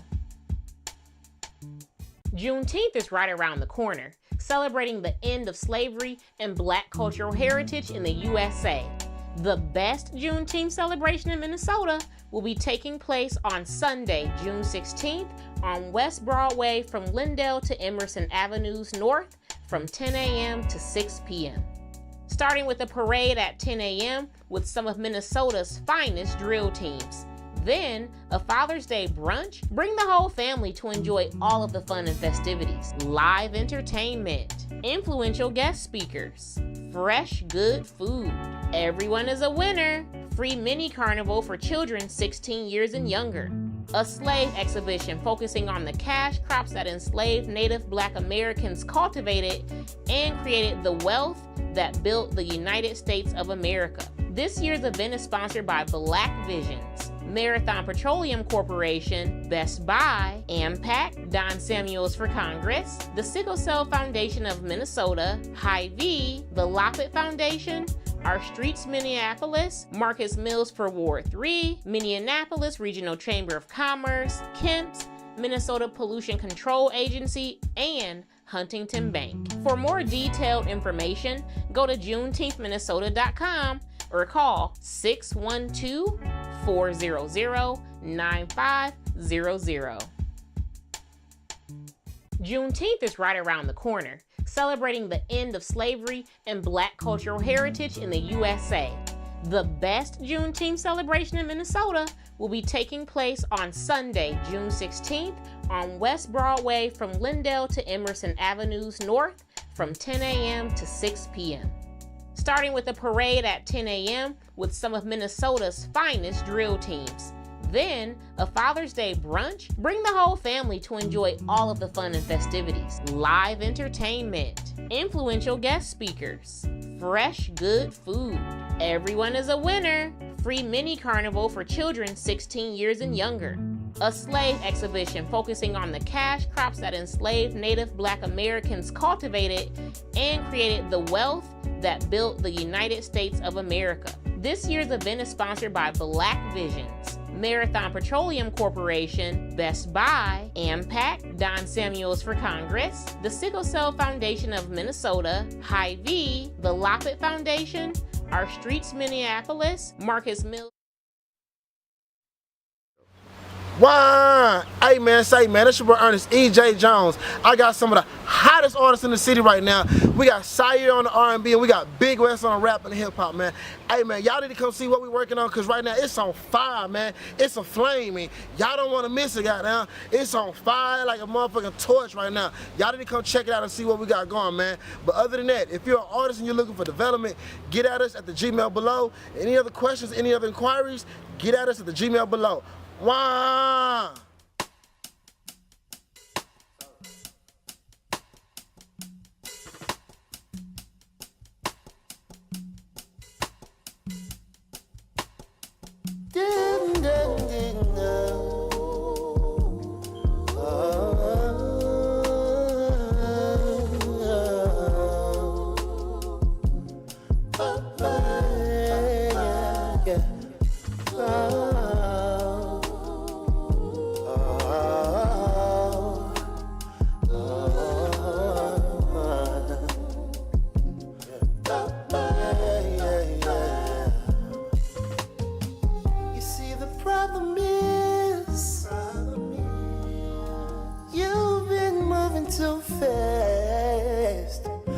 Slow down, maybe you should put together a plan, brother.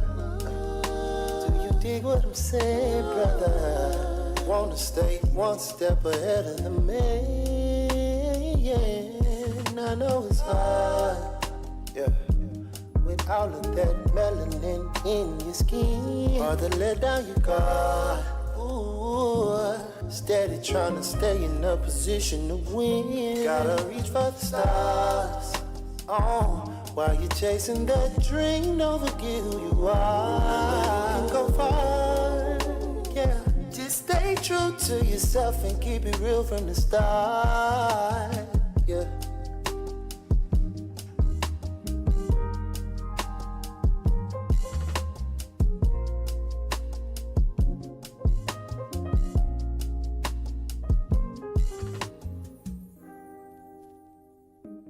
Hello.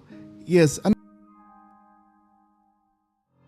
much rain, but I won't let it stay away. No. I gotta stay focused, take it. Can't let this shit take me down. Every day. I'm on the demon, baby. They be telling me like, Demi, baby, speak the truth. No one don't speak it a lot. I don't say names in songs, don't know who I'm speaking about. Get high when I'm talking to God. The demon's too loud. T. Jones turned me up the day she told me she was so proud. Got down on a couple niggas, knowing that I shouldn't have. I heard I transform and get lit in front of big crowds. The shit I did to get here, nah, we ain't gon' speak about. Did the crime in the time the court case is thrown out. Kids getting raised by another man, don't know how to feel about it. Cause let something happen, God forbid it, I'ma kill about it. Don't hear him the first time, he knowing that I'ma spin about it. But I hope God forgive me. I'm just a baby demon, on perks and in my feelings. Gave the bitch my love, but she just wanted sexual healing. I guess she don't know the difference. Too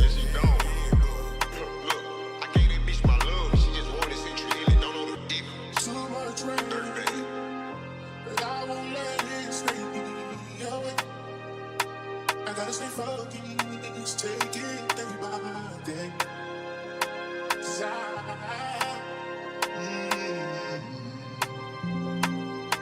Baby's line is motherfucker hard as fuck. I made some mistakes, but I won't let it take me under.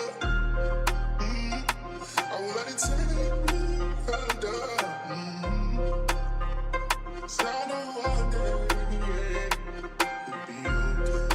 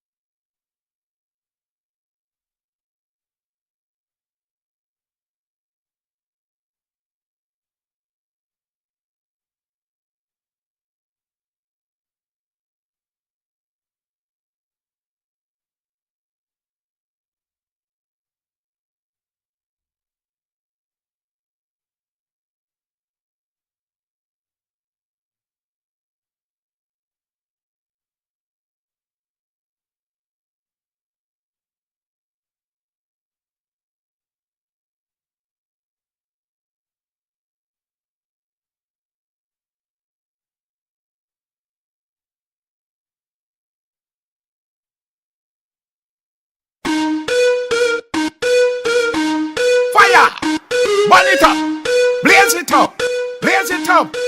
All right.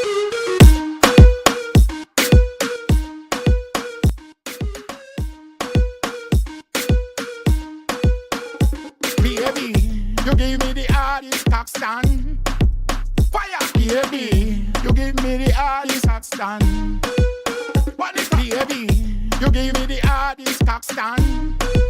Blaze it up, baby. You give me the hardest hot stand.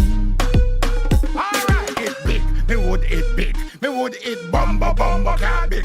Me would it big, me would it big. Me would it bumba car big. Me would it big, me would it big. Alright, it bumba car big. Me would it bigger than the one sledgehammer. Work like the one jackhammer. Put in a the girl what they call Jackalina, she stammer. She ball for your grandma. Grandma said put more wood in the fire. Turn up the pressure. She can't take it no more. Alright, she say I love you, love you, love you, love you, baby. Alright, say I love you, love you, love you, love you, baby. Alright, you give me the hardest tax stand. Baby, you give me the hardest tax stand. Baby, you give me the hardest tax stand. Blaze it up. You give me the hardest hot stand. She say I love you, love you, love you, love you, baby. She say I love you, love you. love you, baby. She say I love you, love you, love you, love you, baby.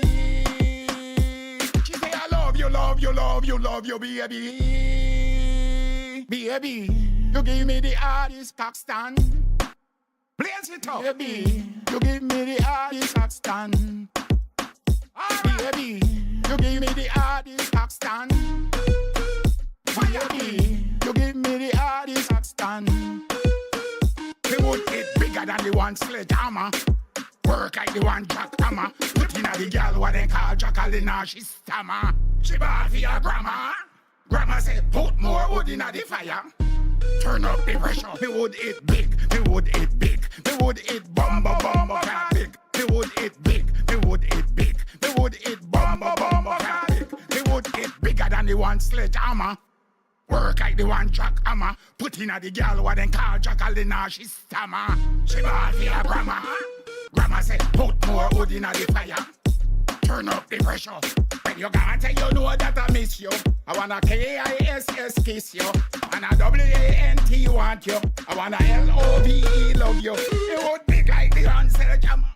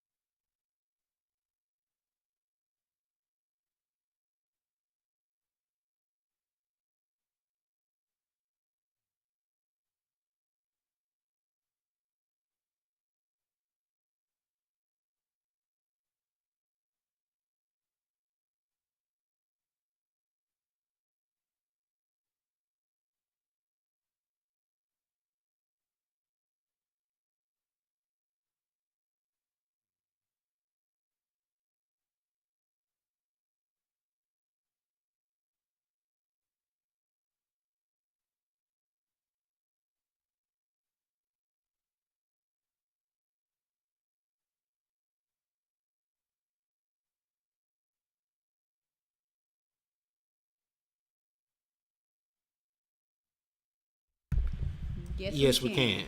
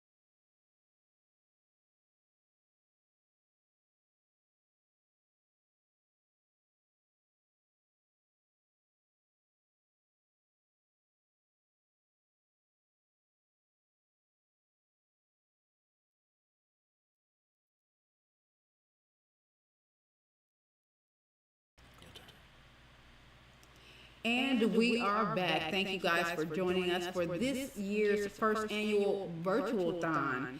And we are here with another one of our VOB members who has been one of the crusaders behind the scenes for this event. So we do want to bring on Alonda Gregory so she can talk about her business, what she has going on, and how Black Wall Street has affected her and her business. Welcome, Alonda. Thank you for joining us today. Hello, everyone. Hello out there. Thanks for having me on here. I am checking in from Dubuque, Iowa. Yes, there are Black people in Iowa. There's a lot of us. I am the owner of Triphoenix Group and Triphoenix Media, which is pretty much the same thing. And what we do, I've been a VOB Awards member since I want to say December, because we have participated in the MLK Now conference that was here in Cedar Rapids. And what we do is help other entrepreneurs with their business. I do a lot of back office support, a lot of setup, a lot of coaching. So basically, I primarily coach you into the space that you're trying to get in, right? So before you even think you have listening to the sister that was on here before, she was saying about the business, if they're ready or not. There are a lot. Yeah, everybody wants to have a business and they have this hobby, and oh yeah, it's great. But then when you realize what the work it takes, a lot of times you're not ready. So I do a lot of that. I do a lot of coaching. I'm married to a music engineer. He's an artist, and I'm an artist too. But I realized that a lot of my corporate training helped me be able to coach other people into being realistic, setting your goals. It's great. You're good at what you do. But what else do you do? So that's pretty much what we do behind the scenes. We have a lot of weak spots that we are not willing to admit about, but I help with that. About to say, you can't teach discipline. Right. No, you cannot. Coaching is not a pretty thing. Coaching, therapy. Shouts out to all the coaches. I'm a business and personal coach, and therapy is a whole nother thing. I'm not a therapist. I have to tell all my clients I am not a therapist. I help you with your plan. I help you articulate. If you're seeking therapy, I help you articulate what's going on so you can talk with your therapist. Because a lot of times you want to go and just unload on people and then just say we in therapy just to say we in therapy, and you're not doing anything. So it's about being accountable as well. Absolutely. And you were on an episode of the Shop Black podcast one time, right? Yes, I was. Yes, I was. I was on with you guys. Well, actually, it was before December. I became a BOB Awards member. Then it was a while ago. Then Hmm. maybe like fall, something like that. Yeah. So this is Time just time is exciting. moving so fast since I then. know. I know. It's good to see you guys again. But this is a great. This is our first year, and I love this. I love this format because we get to connect with other people nationwide. So this is really cool.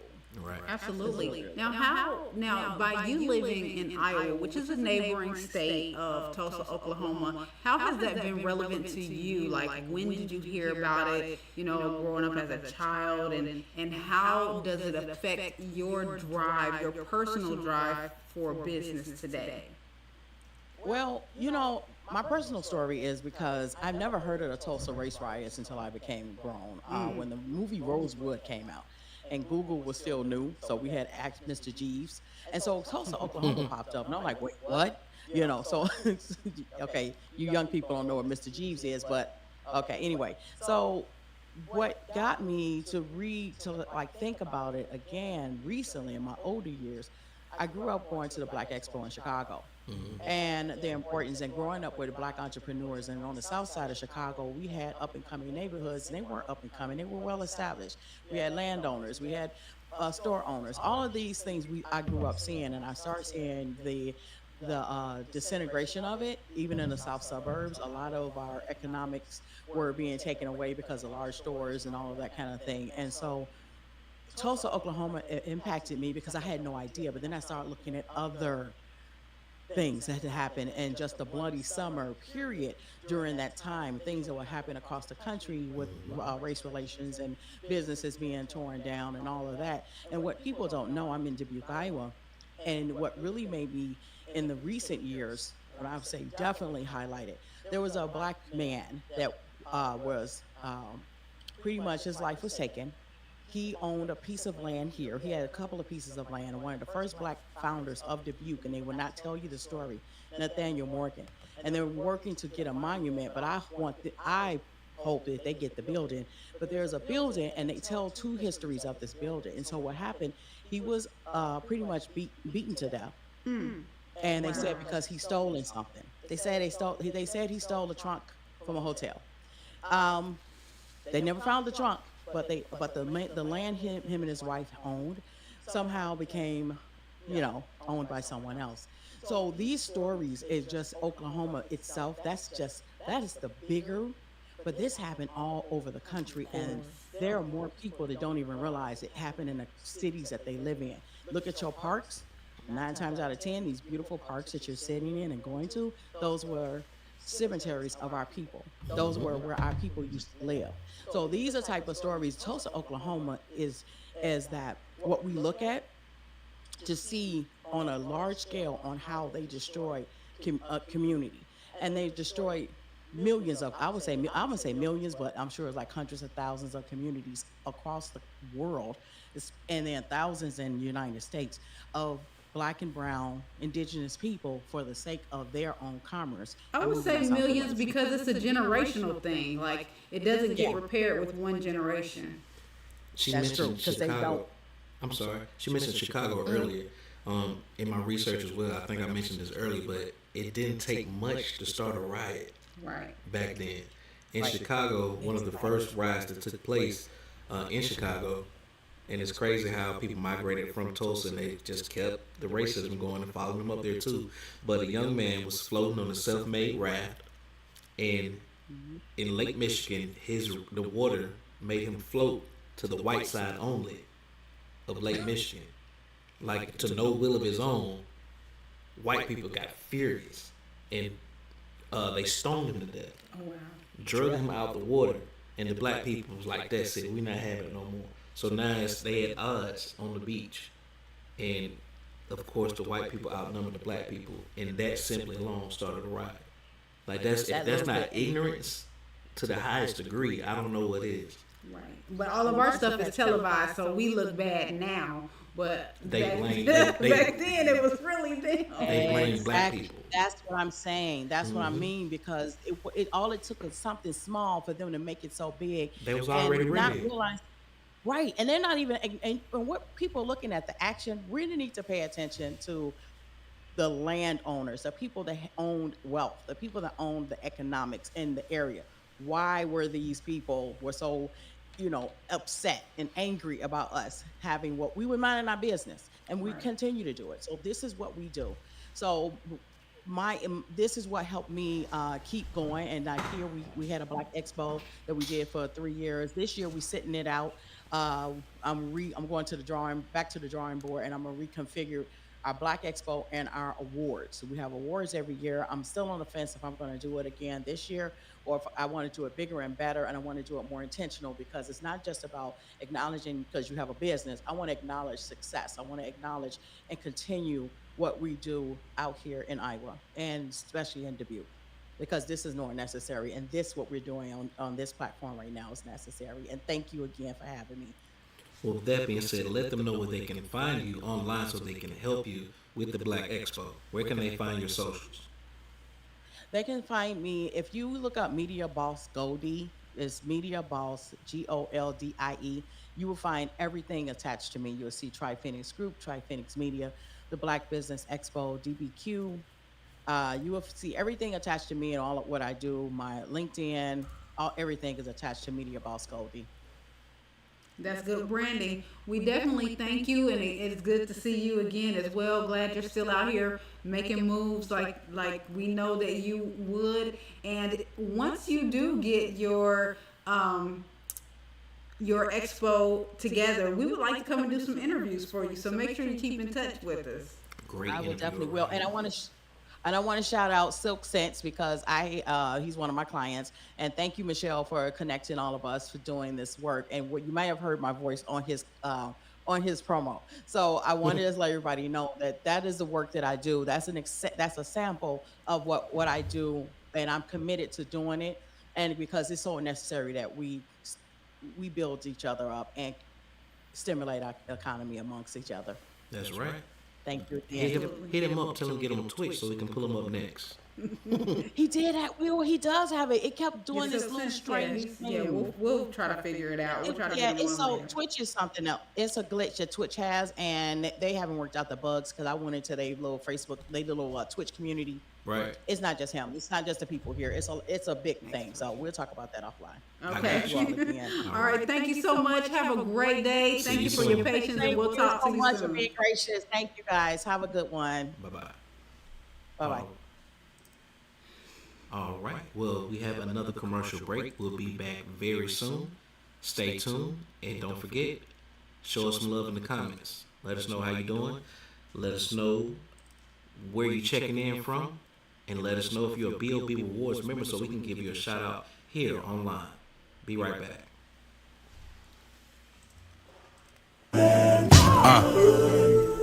Move. JetBlue. Yeah, yeah. I wanna feed your body, I wanna feed your brain. Wanna see if you gon' let me sneak this work off on the plane with you. Girl, I'm lying, yeah right. She a rider, primo there every night. Smelling like Creed and Kush, banging some Barry White. Cause I can't really be myself if she the scary type. I'm trying to take you somewhere else and call it paradise. Ocean views, legs shaking like a paradise. And girl, the way I touch you, you don't think that we've been married twice. You the best, you the number past 9. Gave up all the rest so I can say that's mine. Give you everything that I got damn right.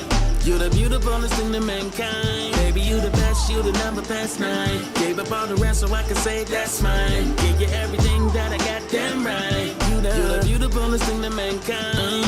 I just wanna make it last. Trust issues, old news still attached. I'm the kind of man help you move on from the past. Could be my ego, best you ever had.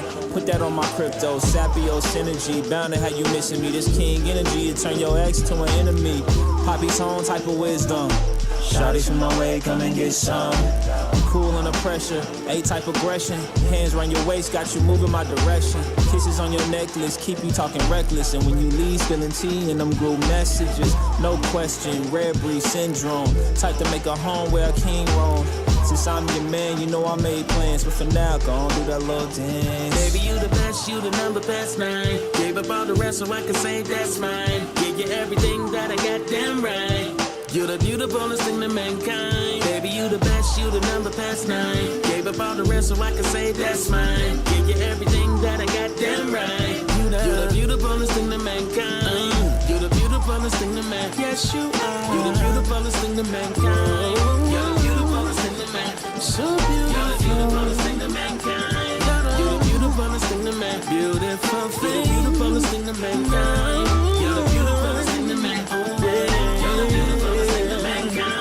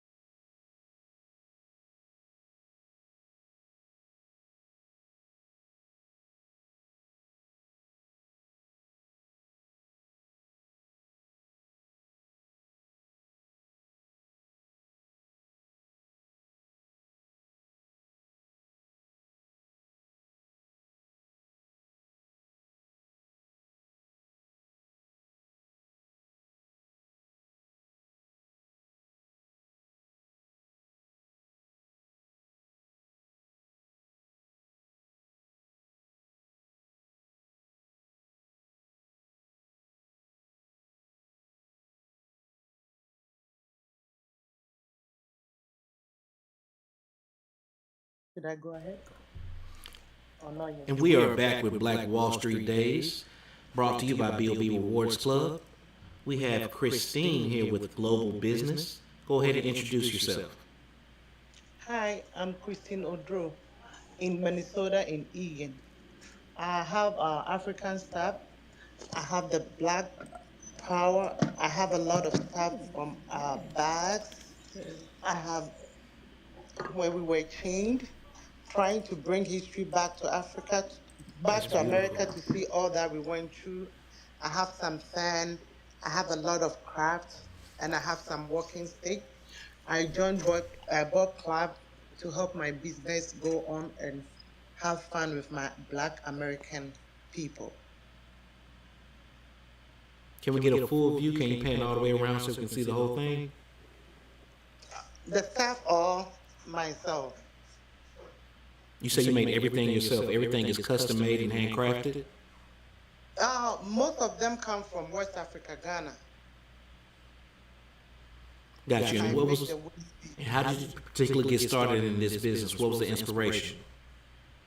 I got to know that most of Africans, we don't know much about the history, so I try bringing the history back to Africa, back to America here. And what city and state were you located in? Minnesota. Minnesota. And how long have you been located there? 12 years. And how long have you been in business in that area? 5 years. Well, you have some lovely wares. Those are amazing. So, how did you do? Were you at the MLK days? Did you vend there? Yep, I did. And how did you enjoy the experience at MLK Day? It was a little bit sad when the man said the history about how Black American men treat the women and they treat the other color nice. So that was so emotional, and I had time to socialize with some of the brothers and families.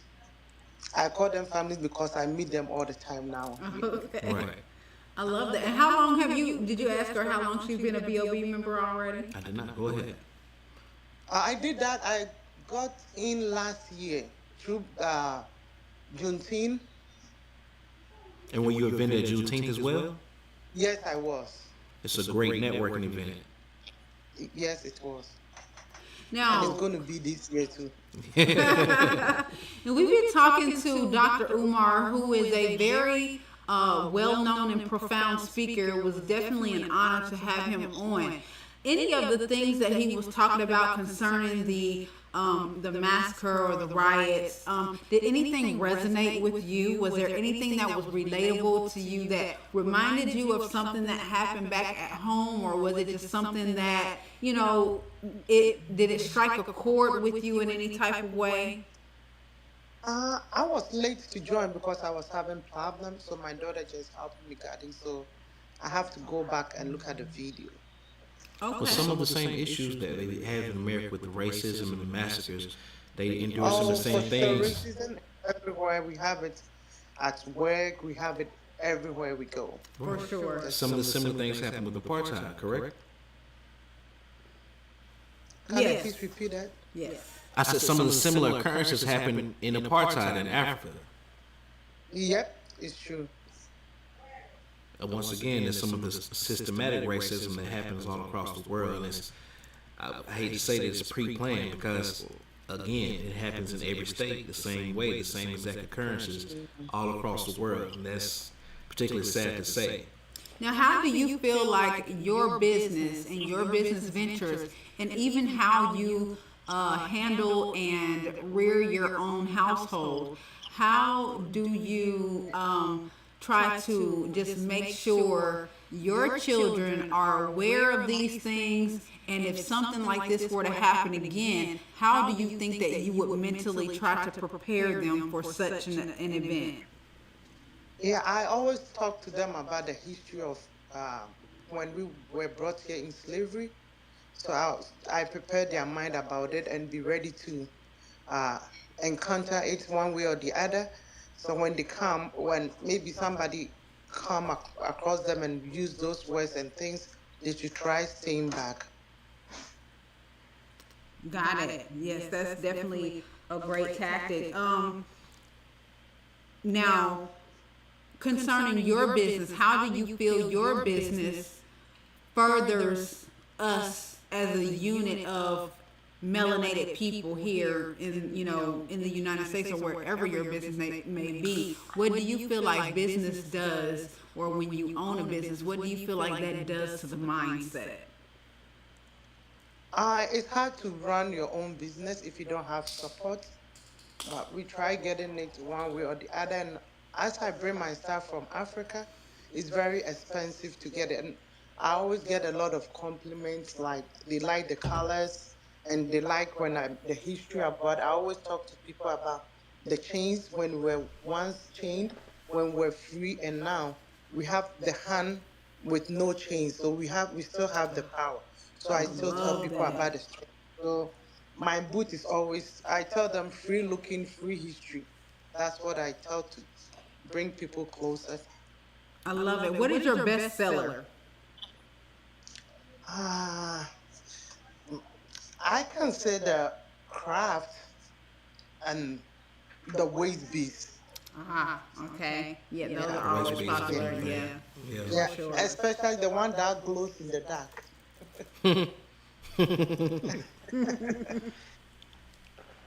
I got you. So if one wanted to support your business, where can they find you online? I haven't gone too much viral. That's why I'm coming very, very closer to Michelle. Thank you, Michelle, to help me. I'm on Facebook. I'm on Facebook as Christine Oparibia Ojo Parton. And you usually do vending? You have booths? Do you have like a brick and mortar or a location where people can find you? No, I don't have location. I do vending on as at now. And that's just as well because when you have a successful vending, like just say you pay $40, $50 and you make $200, $300, $400, that's a great turnaround. It's worth it. Yeah. So we thank you so much. And we do love your art and what it represents. And thank you for bringing the artwork from Africa so people can experience and have it in their own home. Yes, dear. Thank you very much for having me. Thank you. Hopefully we'll see you Juneteenth if we can get that way. We definitely look forward. You see me by the slave trade booths. I'm gonna be there. Okay. Thank you so much. Take care. You too.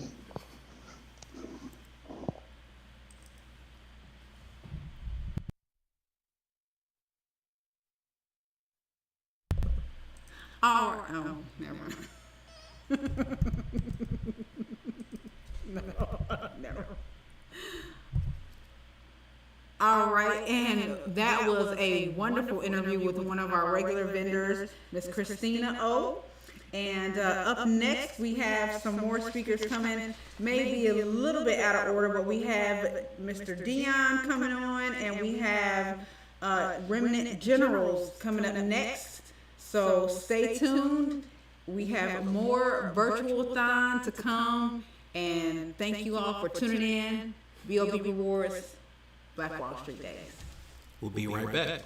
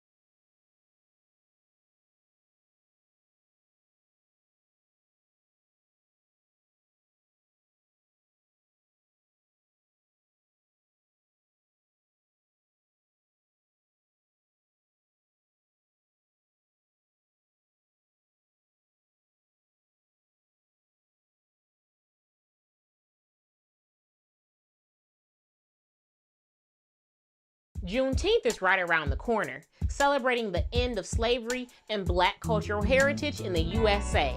The best Juneteenth celebration in Minnesota will be taking place on Sunday, June 16th on West Broadway from Lindell to Emerson Avenues North from 10 a.m. to 6 p.m. Starting with a parade at 10 a.m. with some of Minnesota's finest drill teams. Then, a Father's Day brunch. Bring the whole family to enjoy all of the fun and festivities. Live entertainment, influential guest speakers, fresh, good food. Everyone is a winner. Free mini carnival for children 16 years and younger. A slave exhibition focusing on the cash crops that enslaved Native Black Americans cultivated and created the wealth that built the United States of America. This year's event is sponsored by Black Visions, Marathon Petroleum Corporation, Best Buy, AMPAC, Don Samuels for Congress, the Sickle Cell Foundation of Minnesota, Hy-Vee, the Loppet Foundation, Our Streets Minneapolis, Marcus Mills for Ward 3, Minneapolis Regional Chamber of Commerce, Kemp's, Minnesota Pollution Control Agency, and Huntington Bank. For more detailed information, go to juneteenthminnesota.com or call 612-400-9500. Juneteenth is right around the corner, celebrating the end of slavery and Black cultural heritage in the USA. The best Juneteenth celebration. Hey there, beautiful souls. Are you ready to add a sprinkle of sophistication to your drive? Enter Silk Scents, the ultimate way to level up every moment on the road. Step into your car and step into a realm of luxury with Silk Scents car fresheners. Each scent is carefully crafted to merge quality with indulgence, transforming even the quickest drive into a pampering session. Whether you're cruising down the highway or stuck in traffic, let Silk Scents wrap you in a veil of irresistible fragrance, turning each journey into a feast for the senses. Why settle for ordinary when you can embrace the extraordinary? Uncover Silk Scents today by visiting our website, silkscentsllc.com, and turn your everyday commute into a lavish retreat. Hey there, beautiful souls. Are you ready to add a sprinkle of sophistication to your drive? Enter Silk Scents, the ultimate way to level up every moment on the road. Step into your car and step into a realm of luxury with Silk Scents car fresheners. Each scent is carefully crafted to merge quality with indulgence, transforming even the quickest drive into a pampering session. Whether you're cruising down the highway or stuck in traffic, let Silk Scents wrap you in a veil of irresistible fragrance, turning each journey into a feast for the senses. Why settle for ordinary when you can embrace the extraordinary? Uncover Silk Scents today by visiting our website, silkscentsllc.com, and turn your everyday commute into a lavish retreat. Hey there, beautiful souls. Are you ready to add a sprinkle of sophistication to your drive? Enter Silk Scents, the ultimate way to level up every moment on the road. Step into your car and step into a realm of luxury with Silk Scents car fresheners. Each scent is carefully crafted to merge quality with indulgence, transforming even the quickest drive into a pampering session. Whether you're cruising down the highway or stuck in traffic, let Silk Scents wrap you in a veil of irresistible fragrance, turning each journey into a feast for the senses. Why settle for ordinary when you can embrace the extraordinary? Uncover Silk Scents today by visiting our website, silkscentsllc.com, and turn your everyday commute into a lavish retreat. Hey there, beautiful souls. Are you ready to add a sprinkle of sophistication to your drive? Enter Silk Scents, the ultimate way to level up every moment on the road. Step into your car and step into a realm of luxury with Silk Scents car fresheners. Each scent is carefully crafted to merge quality with indulgence, transforming even the quickest drive into a pampering session. Whether you're cruising down the highway or stuck in traffic, let Silk Scents wrap you in a veil of irresistible fragrance, turning each journey into a feast for the senses. Why settle for ordinary when you can embrace the extraordinary? Uncover Silk Scents today by visiting our website, silkscentsllc.com, and turn your everyday commute into a lavish retreat. Hey there, beautiful souls.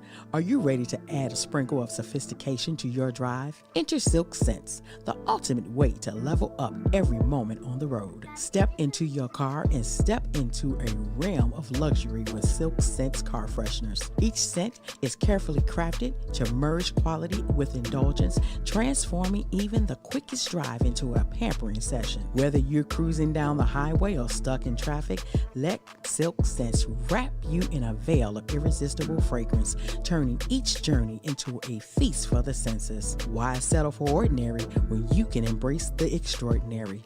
Uncover Silk Sense today by visiting our website, silksensellc.com, and turn your everyday commute into a lavish retreat.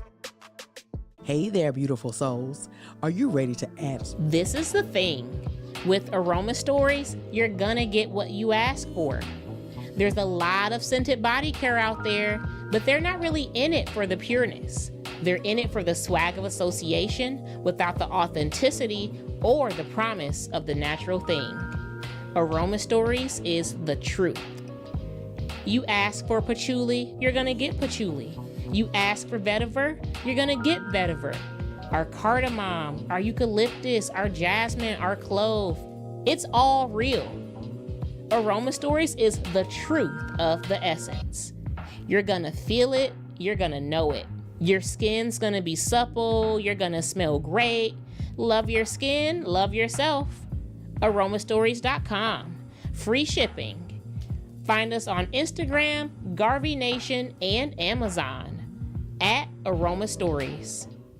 This is the thing. With Aroma Stories, you're gonna get what you ask for. There's a lot of scented body care out there, but they're not really in it for the pureness. They're in it for the swag of association without the authenticity or the promise of the natural thing. Aroma Stories is the truth. You ask for patchouli, you're gonna get patchouli. You ask for vetiver, you're gonna get vetiver. Our cardamom, our eucalyptus, our jasmine, our clove, it's all real. Aroma Stories is the truth of the essence. You're gonna feel it, you're gonna know it. Your skin's gonna be supple, you're gonna smell great. Love your skin, love yourself. Aromastories.com. Free shipping. Find us on Instagram, Garvey Nation, and Amazon at Aroma Stories. This is the thing. With Aroma Stories, you're gonna get what you ask for. There's a lot of scented body care out there, but they're not really in it for the pureness.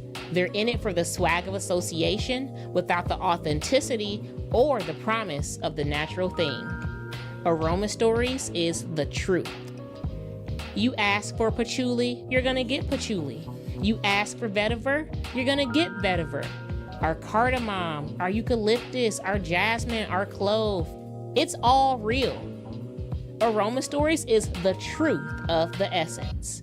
You're gonna feel it, you're gonna know it. Your skin's gonna be supple, you're gonna smell great. Love your skin, love yourself. Aromastories.com. Free shipping. Find us on Instagram, Garvey Nation, and Amazon at Aroma Stories.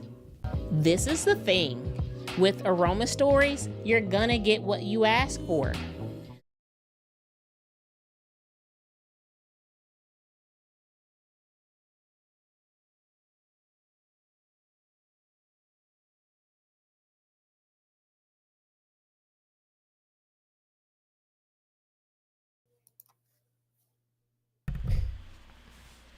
And we are back to the BOB Rewards Club Virtualthon 2024. And we have another guest joining us today on this wonderful program, Dr. Linda, who is with Remnant Generals. Welcome, Dr. Linda. Thank you so much for all of your patience today. Thank you. It has been an honor. So tell us a little bit about yourself and what you have going on. We definitely want to hear about your business and your journey. Okay, we actually have a ministry, but we actually are going to have some businesses under the ministry. And let me tell you a little bit more about the group, and then you'll understand. And then I'm going to share our exciting event that we have coming up. You already played the little shot. That was great. We saw that in the beginning. But hello, everyone. I'm Dr. Linda Tucker. My ministry partners, Prophets Wooten, Andrew Tucker, Yolanda Brown, and the Remnants General X are honored to be a part of this historic event. Behold how good and how pleasant it is for brothers to dwell together in unity. Through the Ministry of Helps, we are a group of ministry leaders and laymen from around the globe coming together to address and support each other. Those who may have been demoralized by societal ills, excuse me, to include global businesses. Prophets Wooden has a coaching business, POP. With Ponzel, we anticipate Loisville adding a new business or businesses as part of our support system. We are actually inviting a lot of businesses out to our event called the Color of Caring, and also to attend the Remnant Generals group on June 29th. You can save the date for those that are in the area. Everybody else can view it on live stream. You can feel free to support us, financially. We are merging the marketplace with the Ministry of Helps. There is power collectively coming together to support each other, which is what you are doing here through the rebirth of the Black Wall Street. That's right. Those in the surrounding areas can come out and shop, support merchants locally, and with the technology of the World Wide Web, which you saw in our little clips that and thank you for that, and AI, you can also support abroad. You can support this event by coming out shopping, becoming a vendor, or doing both for those that are in the area. If you are interested in becoming a vendor and you're in Florida or close to Jacksonville, contact one of our Generals Committee members for more information. And if you can't attend in person, then you can watch us on the group. The group is the Remnant General Groups, and it has a little lion by it. It's the Remnant Generals X with a lion by it. And you can watch us live from Facebook group page on June 29th, which is our Color of Caring vendor ministry market, giving back through local businesses, helping them to be able to connect and also sell their goods. Look forward to seeing you there. And like I always say on all my webinars, come on, Generals, mark the date, June 29th. Also, I am a published author, and the name of my book is Torch by Dr. Linda Tucker. And it's my memoirs, and it tells the story of my supernatural visitation and the call to the ministry of the kingdom.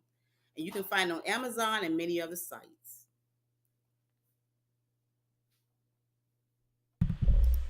That is amazing. Thank you so much for that great bit of information about what you have going on. Tell us about how long you've been affiliated with the BOB Rewards Club.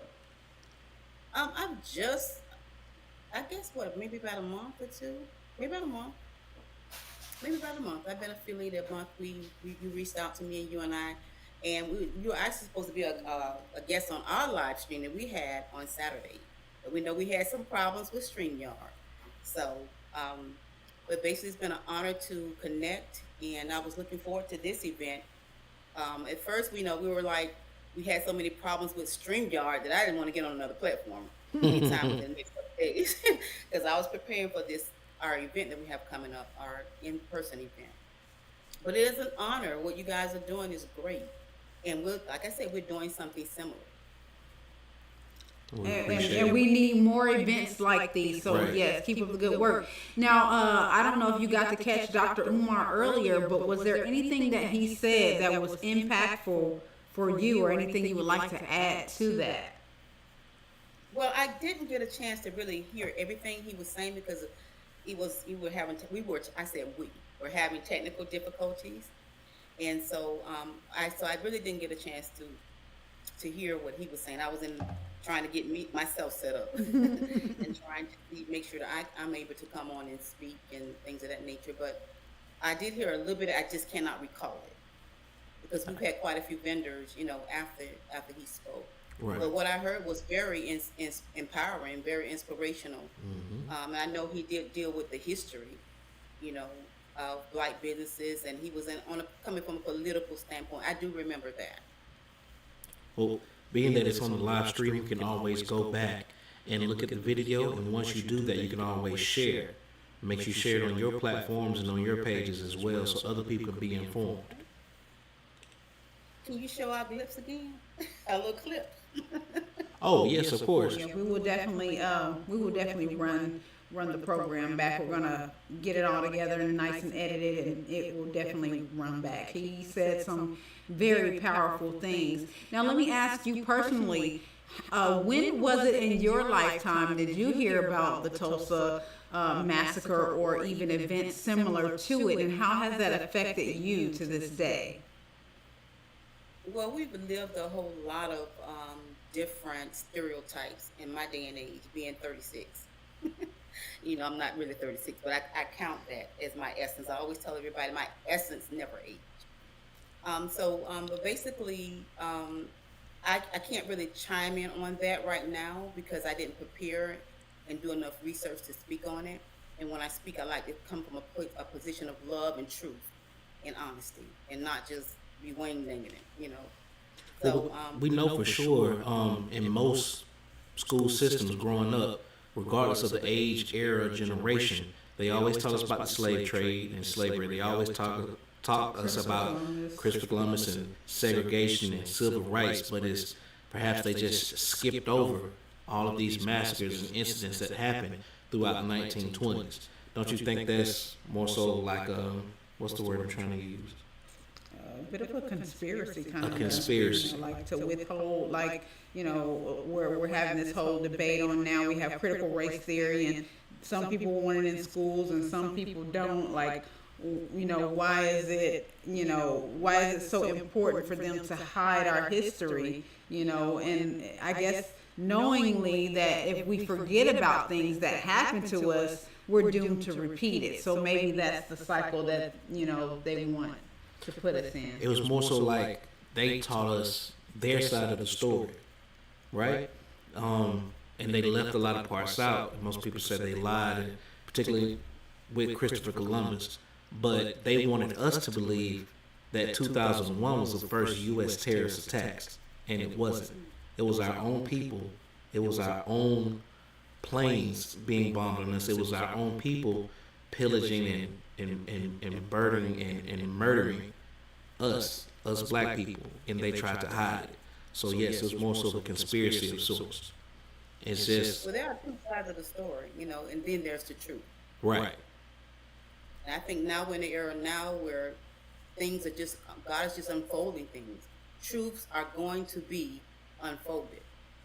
And when you speak, you come from a position when you speak the truth, people can do nothing but either deny it or accept it.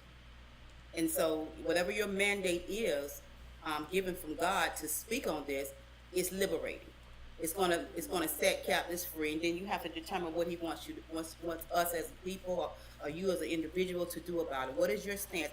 What is your voice? Are you sounding the voice alarm like a shofar horn? Are you engaging in like what you're doing now, a expo type webinar to inform and educate people? So you have to see where your mandate is. And if He has given you all this mandate, then you run with that vision because it's something that's going to come out of this.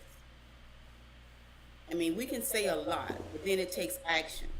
You have to put action to what you're saying to make a difference. That's right. You have to speak our truth and have those uncomfortable conversations with people. Well, we just want to thank you for your time coming here today, and once again, thank you for being so patient for us. And once again, let people know where they can go support the Remnant Generals. You can go on our Remnant General group page on Facebook. It's the Remnant Generals X with the little lion by it, or you can inbox me on Messenger. My name is Dr. Linda Tucker on Facebook. You can inbox me on Messenger, and I'll reach back out to you. But like again, I said it's been an honor. I really appreciate some of the businesses I was able to see and the way you all have put this thing together. I mean, you can't stop. I love Shonda's inspiration and her motivation. We gonna keep going. Do not quit on me. Right. Had to work it out. Yeah. And I said we gonna work it out. That's right. Now, so I've stood in, and I was determined. I had to go get my son, the guru, the master guru, to come in and realize I was doing a whole lot of stuff wrong. Us too. Facebook kind of attacked us today, but we pushed through, and we definitely thank you so much for gracing us with your presence today and giving us that information. Is there any way you can just play the little video clip so they can know that was us? Yes, yeah, we can run it back. We're immediately following after this. Yep. Okay. We will do that. Thank you so much for tuning Well, in. thank you so much. Peace, love, joy, and positive vibrations be unto both of you. And we Have a receive blessed that. Thank Receive you. you as well. Bye bye.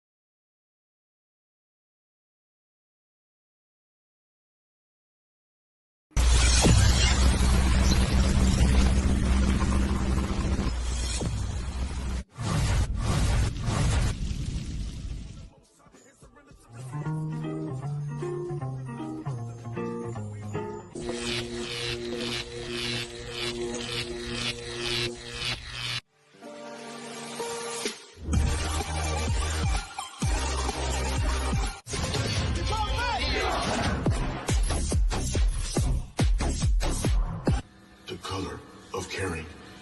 The color of caring.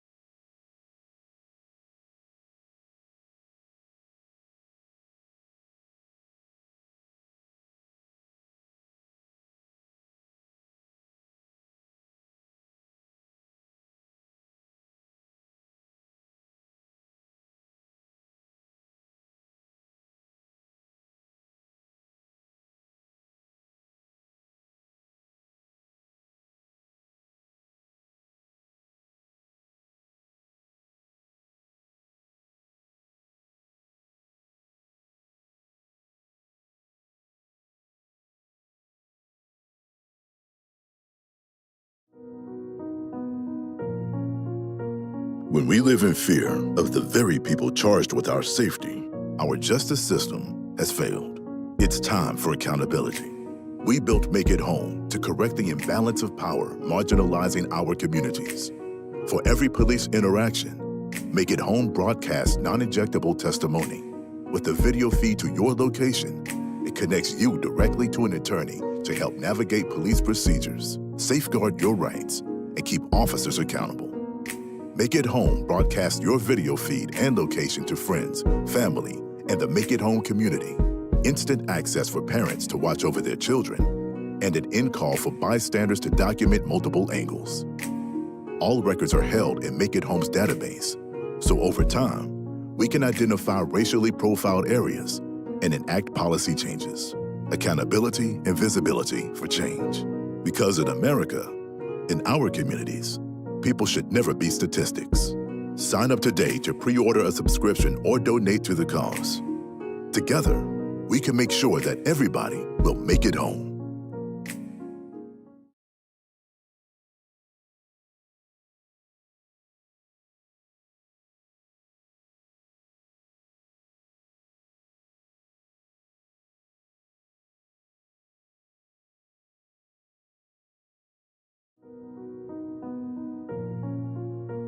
When we live in fear of the very people charged with our safety, our justice system has failed. It's time for accountability.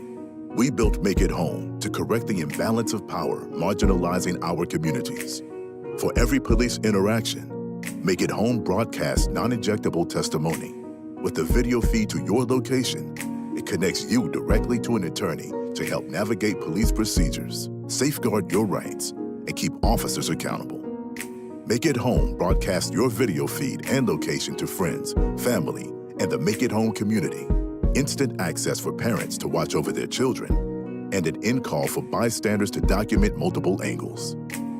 All records are held in Make It Home's database, so over time, we can identify racially profiled areas and enact policy changes. Accountability and visibility for change. Because in America, in our communities, people should never be statistics. Sign up today to pre-order a subscription or donate to the cause. Together, we can make sure that everybody will make it home.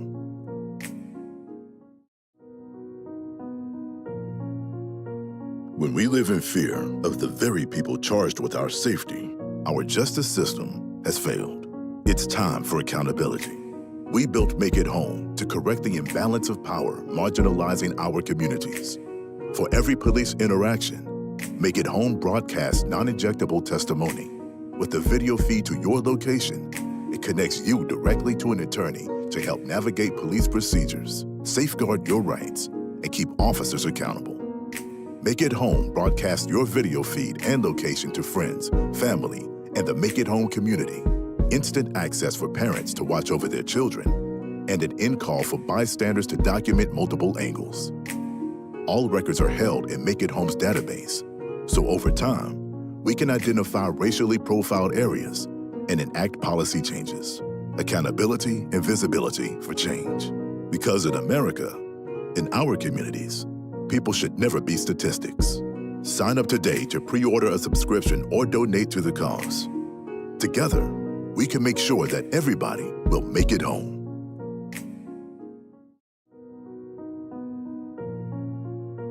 When we live in fear of the very people charged with our safety, our job.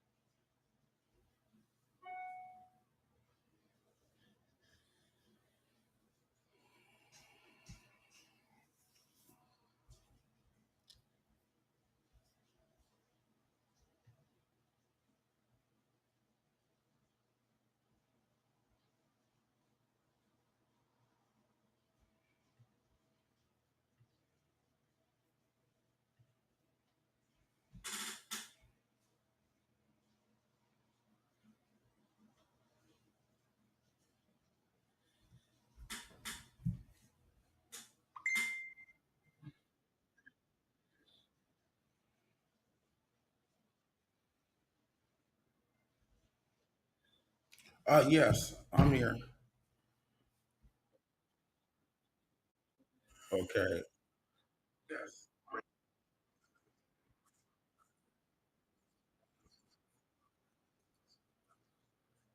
Okay.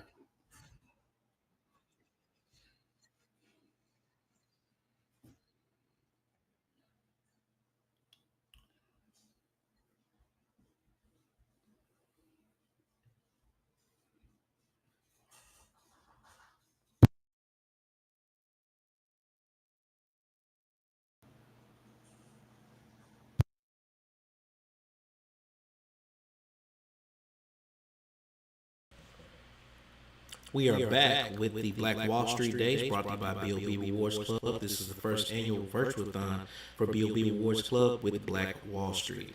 We have Jamel here with us. He's coming on next as our next guest with the Make It Home app. You might have seen the promo video. We ran it back a couple of times to make sure everybody saw it. It's a pretty cool app and very informative.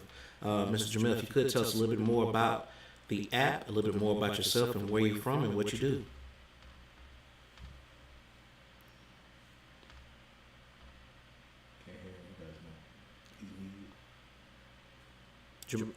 I think you're still muted. Can you hear us okay? He's about to fix it. Maybe there's a delay. There we go. Yes, I can hear. Can you hear me? Yes. You can go ahead and introduce yourself. I'm sorry. Okay. Hi, my name is Jarmel Perry.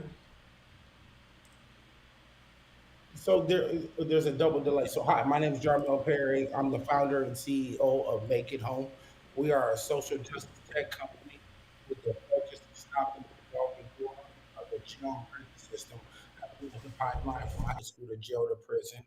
And we do that in a lot of different ways, but the biggest way is usually through the app. Before you have any interference with the officer, we ask that you open up the app. The app does two things simultaneously. One, a lawyer appears and says, "Hello, I would love to represent you during this altercation." Other thing it does, it sends out alert to everybody that you know that has the app, as well as everybody within a mile and a half radius. And we encourage those people with a special notification to come to the scene and start filming through the app as well. All that information gets uploaded through our servers and spit out in real time, so everybody in the world gets to see what's going on at any given time. Stops them from stepping on our human and civil rights. And as Wells gives us that transparency that we've been begging for.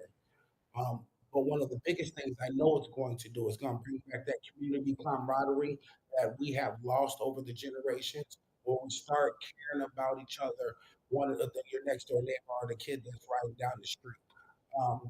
This is very important for us to be able to grow, and all these different situations usually encourage us to follow the way that God has always taught us to be.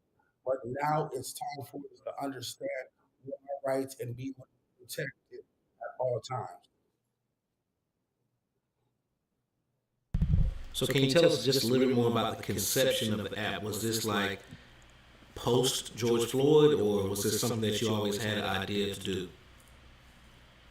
Well, I've always had an ideal. Well, no, I haven't always had the ideal. I've had the ideal for many years, and it was always a case of, well, by the time I figure it out, someone else is going to already be doing it, And then George Floyd happened, and it was just more of a instinctual thing to figure out what was my next move on how I was going to show my representation of activism, as well as be boots on the ground, as the term says, through many of the situations that go on even to this day. So it's very important to not only know what you're trying to do, but you got to figure out exactly why you need to do it and why it's your job to do it, if that makes any sense. Yes, sir. Now, this is a very fluid app and very easy to follow. If you can just get into the development of the app, was it like financed through like crowdfunding? How did you get help, and how did you go about the development of the app? Well, first thing, um, I went and got a patent attorney, and I got everything put in the process of being patented. It's in patent review right now. That was the first thing, and then I went through a process of interviewing, let's say, about 12 different firms to make this app. I want to make sure that the background shown um, support in the communities, as well as done things outside of just us being being together in this project. So I found somebody there that's Compose Labs. They really got behind the project, and they actually just made the app. They made the prototype, and they built everything out for me from jump, because they were like, whatever you want to do, whatever you need us to do, we'll make sure that we'll be full support in all ways. So that happened that way, and then after I got it built out, I knew I needed to figure out exactly how which communities will benefit the most. I know our community always benefits the most, but specifically on what side of what town would be the best way to be able to introduce this to our community, and it be accepted and known that it's here for us to be safe and not another mechanism or system trying to hold them down. Now, as far as with the software, this can go on iOS and Google and Android apps, correct? Correct. Correct. It'll be useful for all different platforms, and it will be very user friendly for each. It'll be the same exact app that comes out on both platforms. And as of today, can you see how many, I guess we would say, clicks or downloads that you have by now? We have about 200 pre-subscriptions, and on the commercial or something like that, or anything that's going on social media wise, it's probably like 5,000 for just the commercial, another 2,000 on all the different events and projects and rallies and support of other rallies, and all the things that I put on there is community based. So I get a lot of flow through on that. And I'm just learning really how to do all the social media platforms. So it's actually doing pretty well for me, only doing the bare minimums. So that's the hard part, right? That is the hard part. Right. Whoever I hire for that job, I'm gonna understand what it takes. Same here, bro. Yeah, so the app is not currently available. We want to launch August 31st. That is like our date that we've scribed in stone that we want to be on the market. My biggest problem is funding, like getting the proper funding. And don't get me wrong, I come across a lot of venture capitalists and people that want to invest, but most of them that have the real money, they want to invest for the wrong reasons, meaning data mining our people, using that information and selling off third party, which ends up damaging our communities a second time. And that's something I just won't do. I just can't do that to us, because the most important thing is making sure our communities are safe and making sure that we are moving forward. And those statistics always are used against us, not for us. That's smart thinking. Usually they try to put a number on it and try to get a piece of the pie, but we appreciate you for that. Absolutely. And we're looking at it, and I love the preview video. If you can take a look, see, it, because this is it, right? Because it's in pre-registration mode. This what I'm showing, is this accurate? No, that is not mine. What is the name of that? Oh, this one is called Make It Home. Okay, this one is not quite the same. I guess it's Make It Home Safe. So yours is not on the actual app yet. Yes, and the funny thing about that, right? After I got all my patent information in and did everything I needed to do, and I started working from home, and I had Alexa, I don't have none of those type of things around anymore, because 2 months later, all of a sudden they come out with this app called Make It Home Safe. And I was like, wow. But once again, all it takes is me to launch, and I can be able to sit. My bad, brother. When we was downloading, trying to show support, we saw black people, so we thought it was you. Right.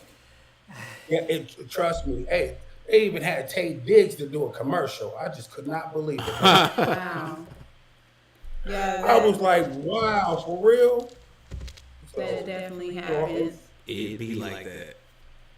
It'd be like that, but the difference between what they're trying to do and what I'm doing is I am community based. So so everything I do is grassroots, through the organizations, through the people that are actually trying to make movement in this world, and that's the support I need going into each one of our communities. I don't need to be on the TV or have as much power or money as them. All I need is the people that make the influence to understand. If we grow together, we can show together. Simple as that. Right on. Well, it is absolutely brilliant, and we definitely wish you the best with it. Very innovative as well. For sure. There's another young lady that I'm really friends with. She does a campaign called Bring Back Our Children.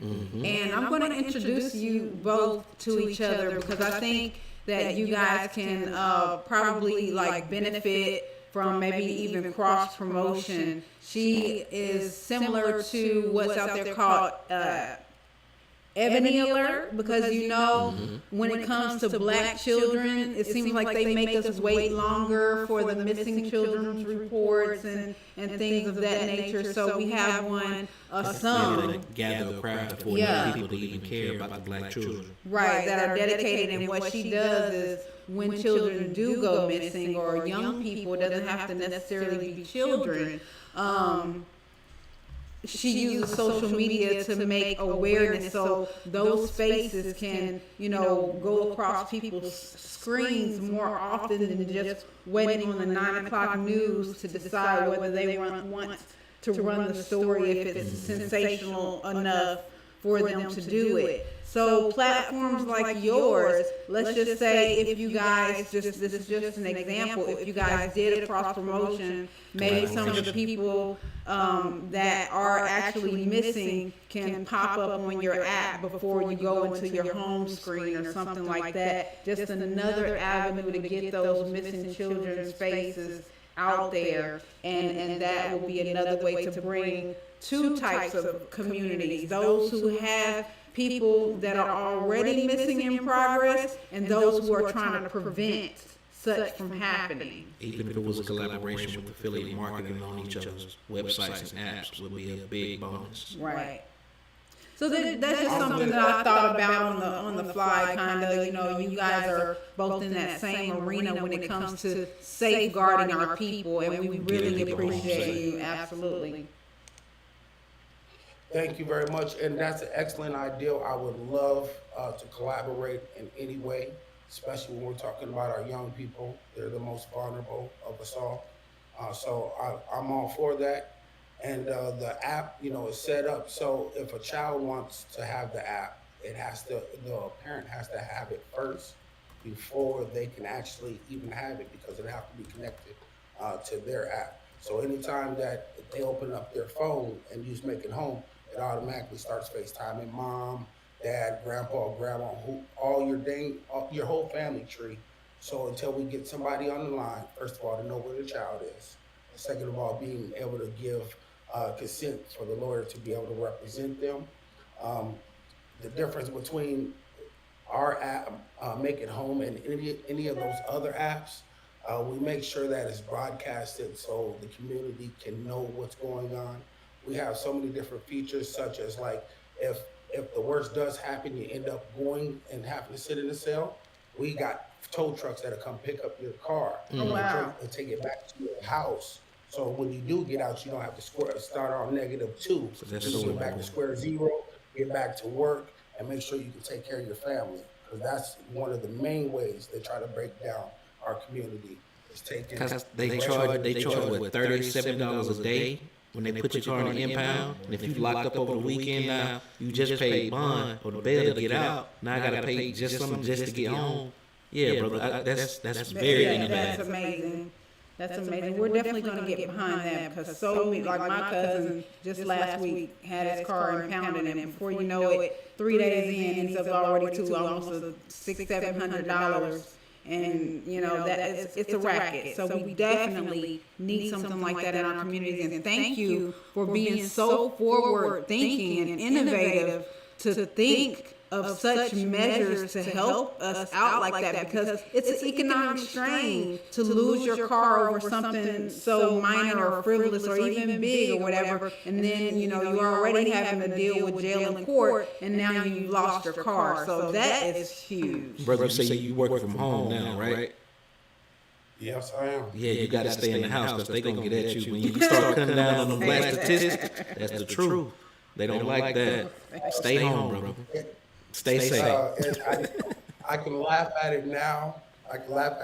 Because, you know, I kept this a secret for so long, because I knew if I went too fast, too quick, then they were going to shoot, you know, Icarus in the sun situation. You know? It happens. So my wife has family members that actually quit the police force, and they're all black, you know. Mm-hmm. And I told them about the app, and they was just like, they just basically told me, you're not going to last very long if you decide to actually do your job correctly. Mm-hmm. You know, if you really are going to do what you actually are going to say, or what you're saying, then I mean, you're on a short path. But I'd rather have that path than any other path. I know that's right. Well, you are definitely a brother for the people, and we are definitely going to get behind that in whatever way we can. So we will follow up with you in a few days to a few weeks to make that connection happen. And I hope something blossoms, but we will definitely put you guys in touch for sure, because she's doing some amazing things. And you know, even with her platform, we're thinking of connecting television to her platform, because it's a lot. It's a lot that needs to be said. So there's opportunity there for a lot to be, you know, growth and exposure on so many levels that, you know, don't otherwise get exposure. So keep up the good work, stay safe, and tell everybody once again when the release date is, the name of the app, and if they want to get in touch with you for maybe sponsorship opportunities or even crowdfunding opportunities or even just donations, how they can get in touch with you. Once again, my name is Jarmel Perry. The name of the company is Make It Home. You can find us on Facebook and all the other social media platforms under Make It Home or at Make It Home 11. We do need to get pre-subscriptions up before August 31st. That is a big key to make sure that we can launch the best way forward. I need at least over 2,000 subscriptions. Realistically, we are only at 200. It is only $5.99 a month, and you only if you pre-subscribe right now, you only have to pay the $5.99, and you don't have to worry about the rest. You don't have to worry about the next month until the app launches for a full month, and then you'll be on a reoccurring $5.99 payment. It's so worth it. Please, I'm telling you, it's better. It's better than any insurance that you can ever find on the planet to make sure that everybody stays safe. Not only you, everybody in the community, and you start caring about everybody in the community. All right. Thank you guys for your time. Thank you. Please let me know. If you need my email address, it is my name, JARMEL at makeithomeapp.com. At makeithomeapp.com. All right, brother. Once again, thank you for your time. You stay safe, and we will get back in contact with you soon enough. We'll be right back after this.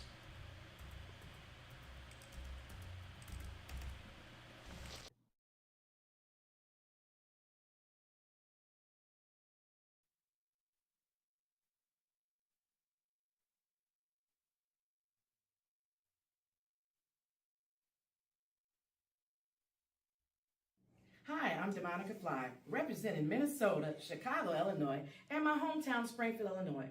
I'm going to perform for you my new single, Live for Today, because that's how we live every day. Today's a new day. In the morning, when I wake up, gonna make it, wanna be it, gotta be clear. When I see you, we live for today.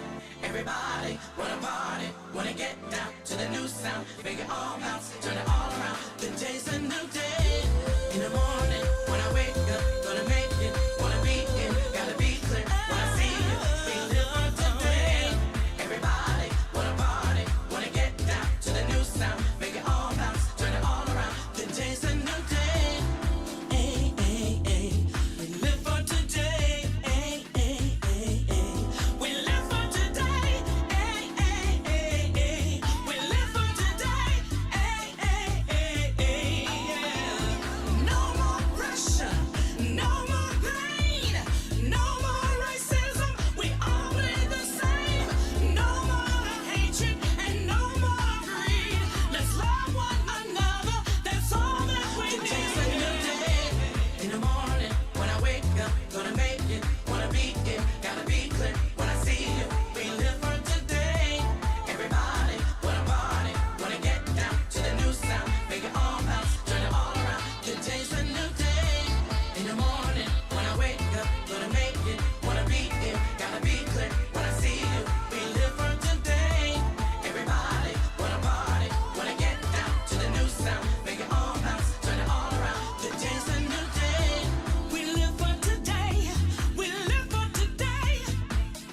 Hey, hey, hey, oh yeah. In the morning, when I wake up, just before I put my makeup. Today's a new day. Today's a new day. We live for today.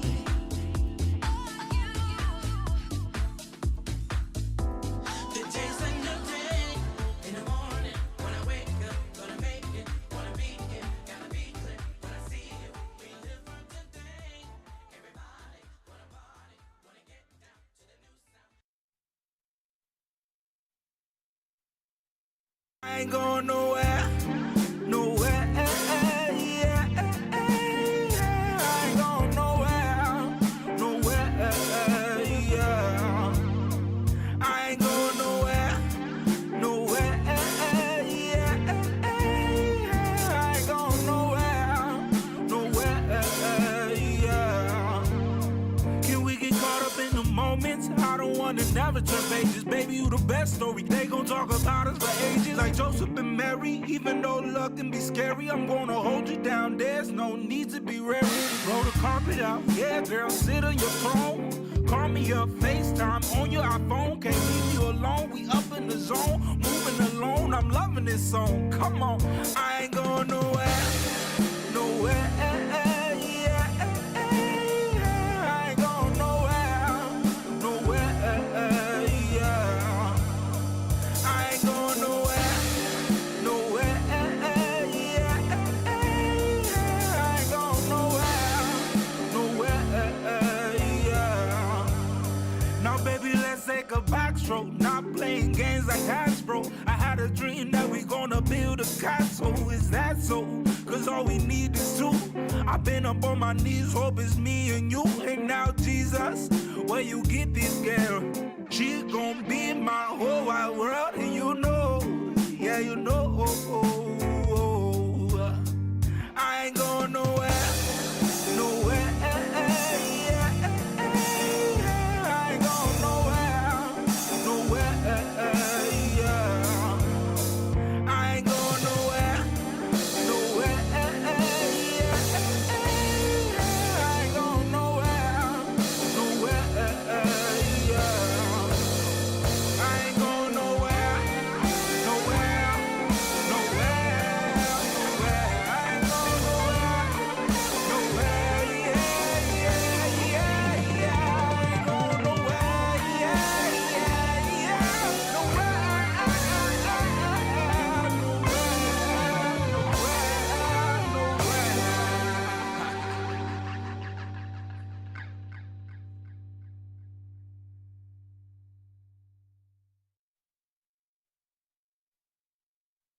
Nobody gonna push you when you die. Alright then, get the money, make the money, check the money.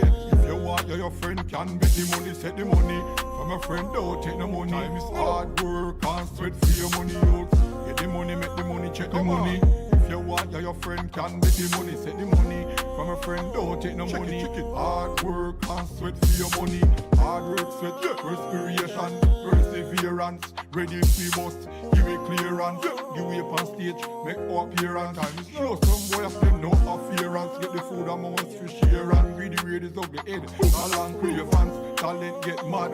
Clap clear hands, not talk clear hands. That's unhuman. Get the money, make the money, check the money. If you want, your friend can bet the money, set the money. From a friend, don't take no money. Hard work and sweat, check the money, check it. Get the money, make the money, check the money. If you want, your friend can make the money, set the money. From a friend, don't take no money. Hard work and sweat for your money. The boss is drawing near. Talent ready anytime. Don't have no fear. Music can find a brand new year. Lyrics you want you have no fear. No fear. Till your ears don't get here. You're here. What talent fool you wonder, oh dear. Show yourself full of no fear. You're here. Back on you, your brain fly go moon. You may say, I get the money, make the money, check the money. If you want, your friend can bet the money, set the money. From a friend, don't take the money. Hard work and sweat for your money, youth. Get the money, make the money, check the money. Sweat. If you want, your friend can bet the money, set the money. From a friend, don't take no money. Hard work and sweat for your money. Hard work, sweat, respiration, perseverance. Ready if we bust, give me clearance. You way up on stage, make appearance. Show some boy of them no afference. Get the food and mouth for share and greedy raiders ugly head. All and cravings, talent get mad. Clap their hands, not talk their hands. Just and you wanna get the money, make the money, check the money. If you want, your friend can bet the money, set the money. From a friend, don't take no money. Hard work and sweat, time your money use. Evolution, every time is no clock is ticking. Rapid fire. Time is now, let's get it. Strike in the cup, bike in the bank.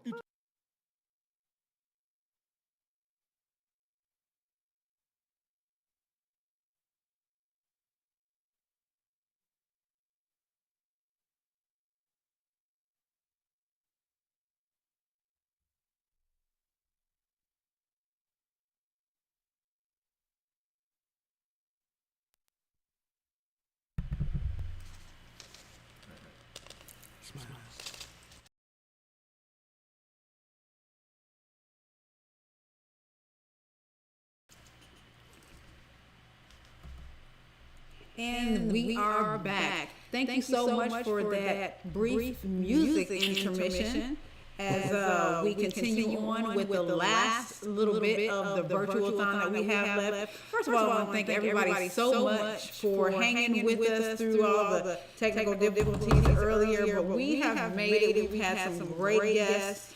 We got some great talking points from Dr. Umar, and we have a few more to go. But those last three performances was from Demonica, D-Trail Melodies, and Evolution. So if you want to look them up on social media, they are there, very talented individuals. And we don't want to forget about the people who's checking in online in the chat. Just let us know what you took from today. Take time out to put in the chat what you've learned, what you've taken away from the messages that you got from most of the speakers, and even the performers from today. They were inspiring to you as well.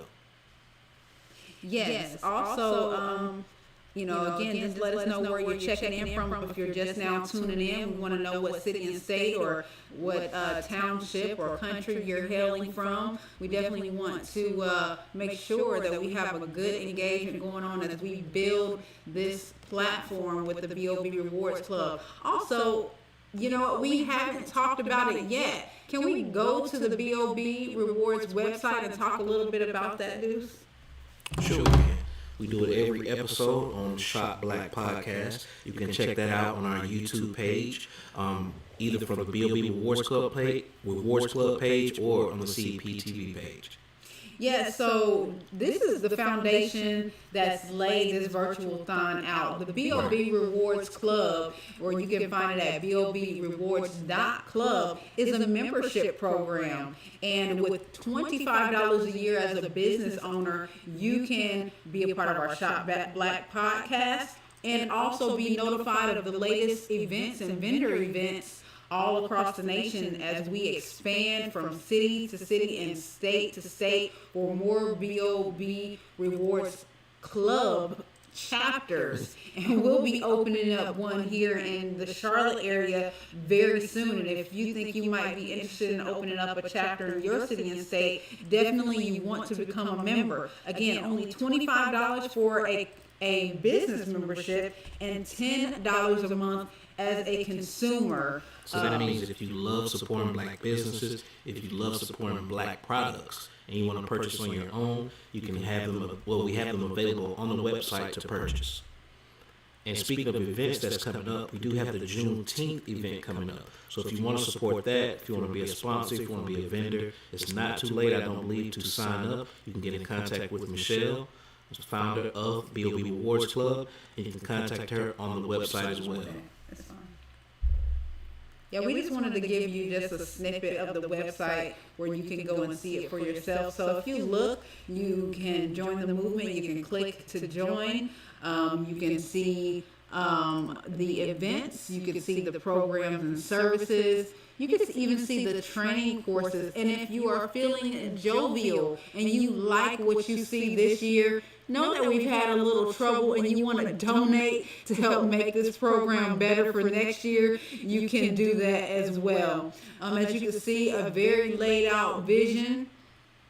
And as a BOB member, you can join a marketplace. So if you don't have time to manage your own Stanley store or Shopify, you can import your products right into the BOB marketplace and get some marketing. As we market for one, we market for all. So those are some of the very few out of the many benefits that you will get as being a BOB Rewards Club member. And at the very least, we ask that you make sure you subscribe to the bulk emails. So every time we have an event, every time we have something going on, you will get a notification. You'll get a notification of when the next Virtualthon will be. You'll get an invitation to the next BOB Juneteenth that is coming up shortly, and all the events that are coming up in the very near future. And we want every single last one of you to be a part of this. Michelle is the absolute hardest working woman I know. She is a perfectionist, and it shows all the detail that is put into what the BOB Rewards Club will offer as an enhancement to your business. Once again, for only $25 a year for a business and $10 a year for a consumer as an individual. And by the way, if you're not interested in being a member, you just want to show some support, we do take all donations. You can contact us at fundraising@bobrewards.club, or you can contact us by phone at 888-665-5955. Once again, that's 888-665-5955. All right, we definitely want to make sure we talk about the BOB Rewards Club. Up next, we are going to, we have a cartoon presentation that is done by Willie Rogers of Rogers Entertainment, and we're going to bring him on shortly after. And then we have about 4 more guests to bring on, and we will cap this thing off. Yes, we did run a little bit behind, but we are rolling on again. If you see the technical difficulties that we encountered this year, and you want to help us build this and get some servers and make things better for next year, we definitely accept donations to help further this cause, because we are all about building black business within the BOB Rewards Club.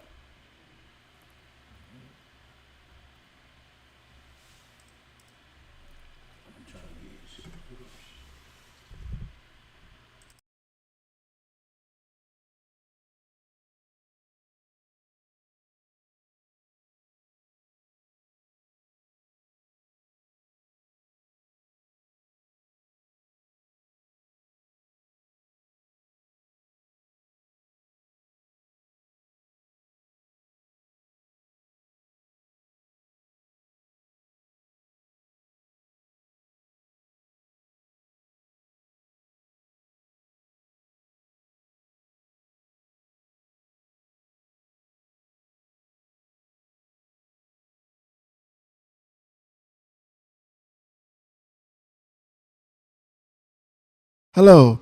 Yes, I know this presentation is very important because I don't want you guys to fall asleep on me, all right? Okay, just enjoy the show. Hello, my name is Billy Brian Rogers, aka Rogers Entertainment, and this is the presentation of Black Wall Street. I would like to talk about Booker T. Washington and the race riots.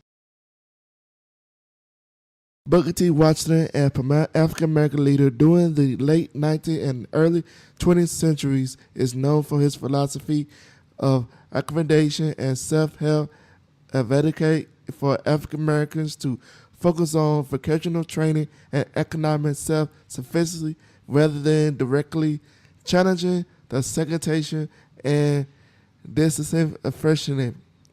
During Washington's lifetime, several significant race riots occurred, notably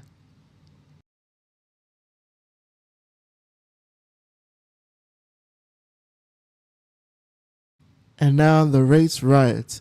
Atlanta race riot, 1906. This was a major event during Washington era. It began on September 22nd, 1906, and it lasted for 7 days. White mobs attacked African Americans, resulting in numerous deaths and significant property damage. The riot was fueled by tensions over job, competition, political dissatisfaction, and sensationalized newspaper reports, and alleged assaults by black men on white women. Springfield Race Riot, 1908. This riot in Springfield, Illinois took place on August 14 through 16, 1908. It was marked by violence against African Americans, including lynchings, arson, and looting. The ultimate cause was alleged rape of a white woman and the subsequent arrest of 2 black men. The border contacts, including racial tensions and competition for jobs. Washington's response to such Incidents often focus on urging calm and promoting economic progress as a means to improve race relations, typically avoided directly criticizing right society or advocating for immediate civil rights, which led some contemporaries like W.E.B. Du Bois to criticize his approach over accommodating. In summary, Booker T. Washington's era was marked by significant racial violence, and while he condemned the violence, his broader strategy to promote vocational education and economic self-improvement as a primary means for African Americans to gain respect and rights. And this concludes our presentation, folks. Thanks and Godspeed, and have a blessed day.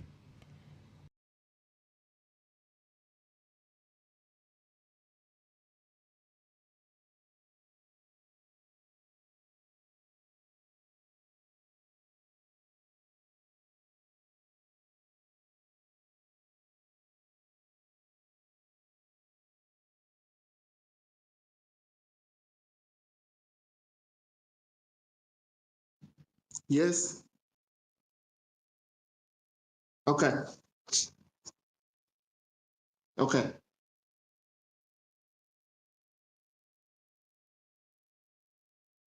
Okay.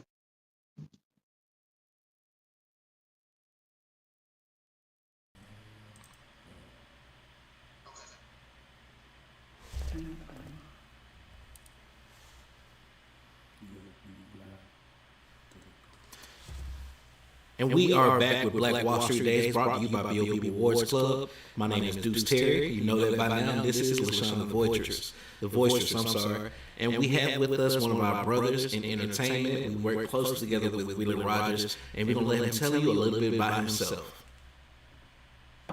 Yes, my name is Willie Brown Rogers Jr. I go by the name of Rogers Entertainment.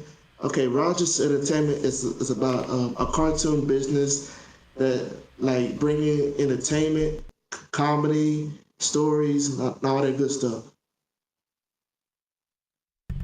All right, and tell them how you got started, Willie.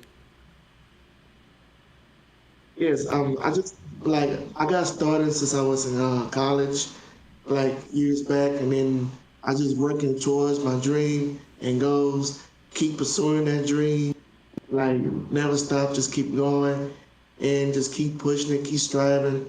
Also working on like tons of cartoons, like parodies, like this time of this year, the parody still in the works now, and also work on a YouTube channel series called Better Chill Well, all that good stuff. Tell them some of the people that you work with. Oh yes, I work with LaShon Voicestress and Deuce as well, and also a lot of other people, and on this series called Yo Marcus, still in the works, and be prepared for more and more cartoons, and just try to fit in the need and bring out the laughter, all that good stuff. And let them know where they can find you online, Willie. Okay. You can find me on Instagram, right here on Facebook, also Twitter, X, and also TikTok. And that's Rogers Entertainment. So just to let you guys know, there was not a lot of notice for the changes of this project, and so Willie's character in this was a young elementary student. So it's meant to be comedy. So I hope you guys did enjoy that. So, Willie does great work. Please make sure you take a look for yourself at some of his other projects. Rogers Entertainment. Thanks, Willie. We'll see you soon.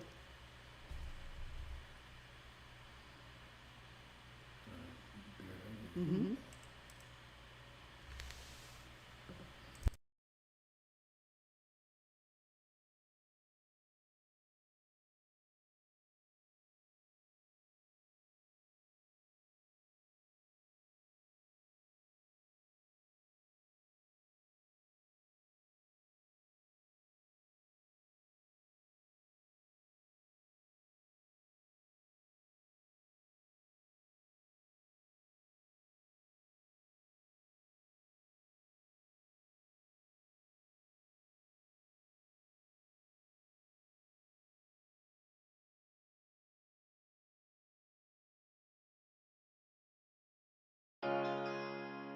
you wipe away your tears and start to breathe, I'll be the air you need and help you to your feet. When the time is right, you'll be able to breathe, but I'll say I love you more, I need. When you wipe away your tears and start to breathe, Yeah. I'll be the air you need and help you to your feet. Beats. When the time is right, you'll be able to breathe, but I'll say I love you more, I need. When your haters stack, but your vision racks that itch, they said they gon' swallow that. They gon' see your rise and follow that. They gon' run mad game, come running back. Better remember that ish, remember them times. Chicks is out of pocket, niggas out of line. They ain't even know how you got this far. Some of them doing still hate you for the fact that you winning when your life been rough. Winning through the tears and it made you tough. You go through your issues like you got this, huh? Yeah, I got this. Check out the shoes, don't know the pain. Sure that nobody can step in and wear them the same. Ya mami piquena coca, leaving them in your nose and through boca. Me gusta también loca, I'm hitting home runs like I'm Sosa. Mami piquena coca, leaving them in your nose and through boca. Me gusta también loca, I'm hitting home runs like I'm Sosa. The shoes, check it out, don't know the pain.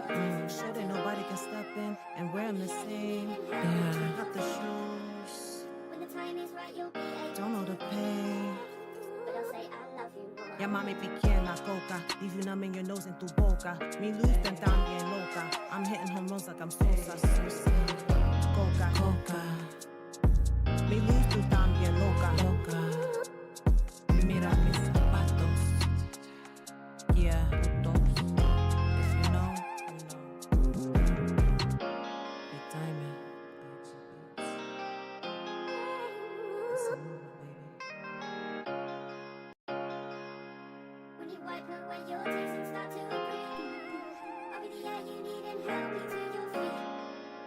When the time is right, you'll be able to breathe.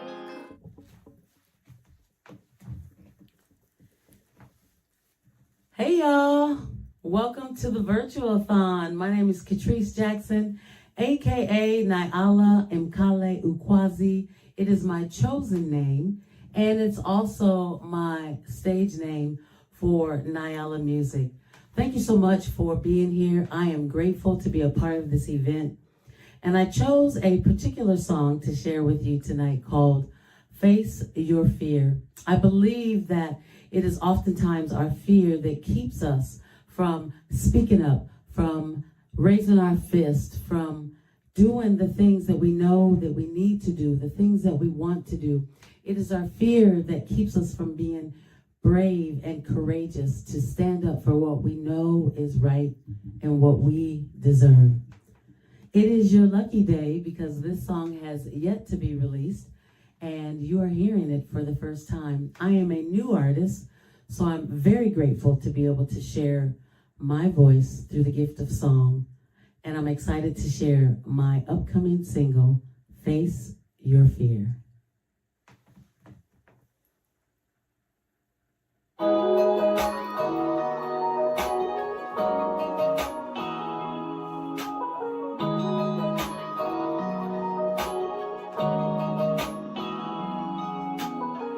I can see fear in your eyes. You know you wanna go get your prize. Within you, your greatness lies. Tell your fears bye, bye, bye, bye. Face your fear, so you don't have to run. You can stop believing, 'cause you already won.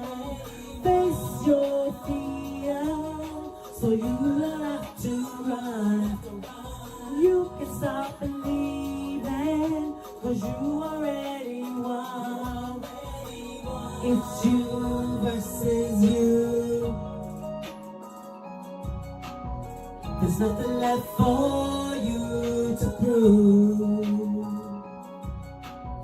Remember you're the one, not the two. Don't be afraid to just be you. Face your fear, so you don't have to run. You can stop believing, 'cause you already won.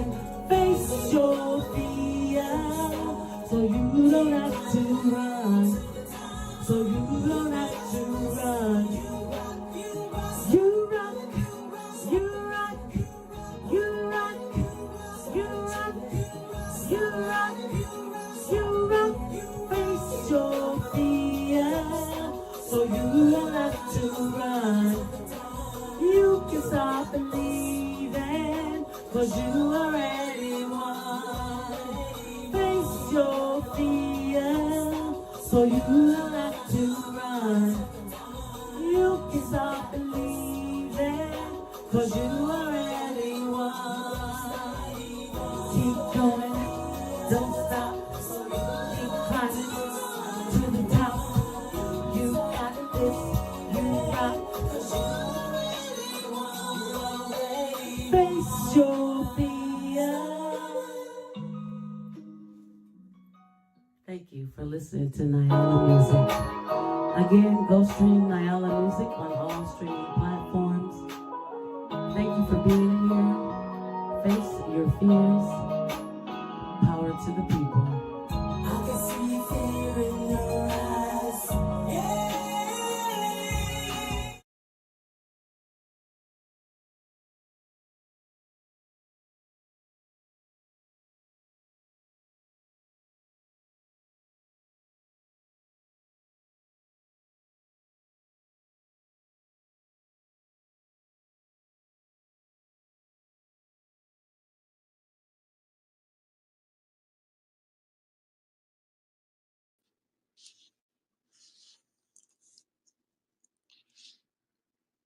What's going on? Hold on, let me see. There we go. Yeah, what's going on?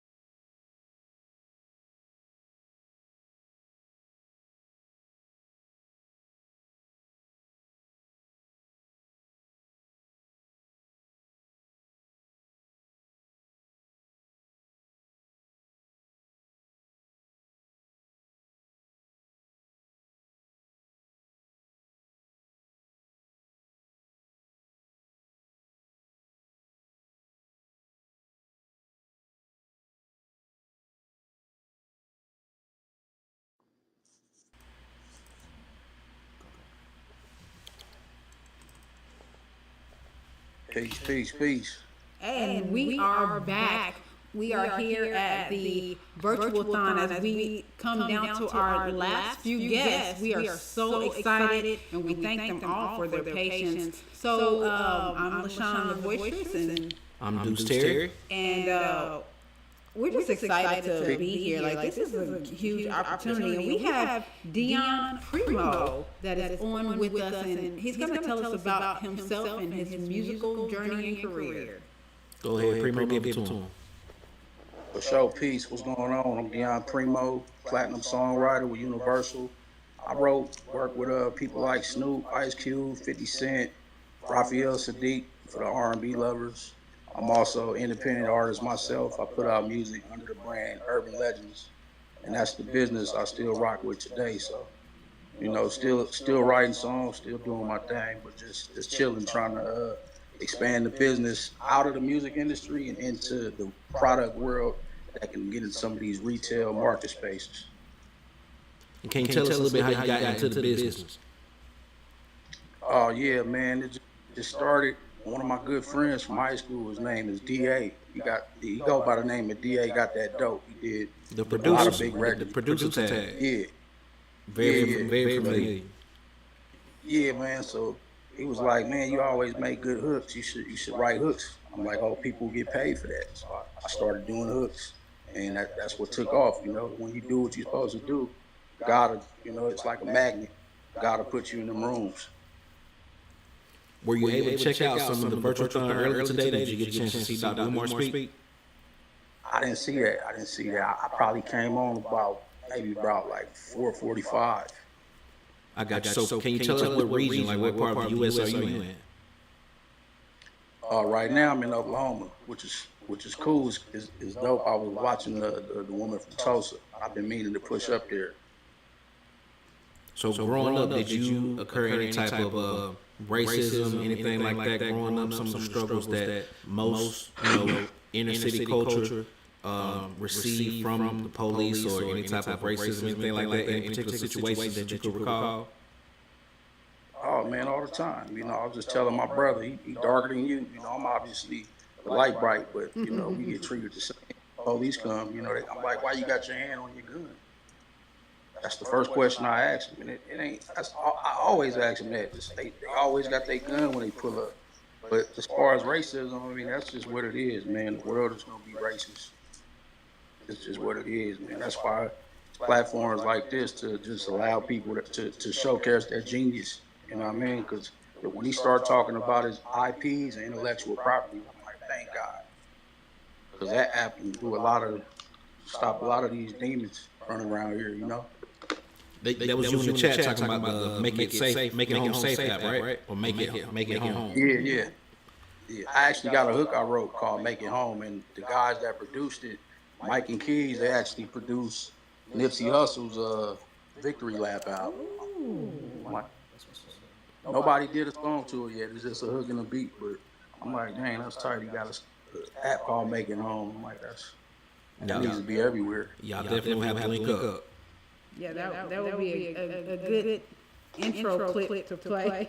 Just wheels turning. But in your experience, and by you being a lighter complected man, let me ask you this.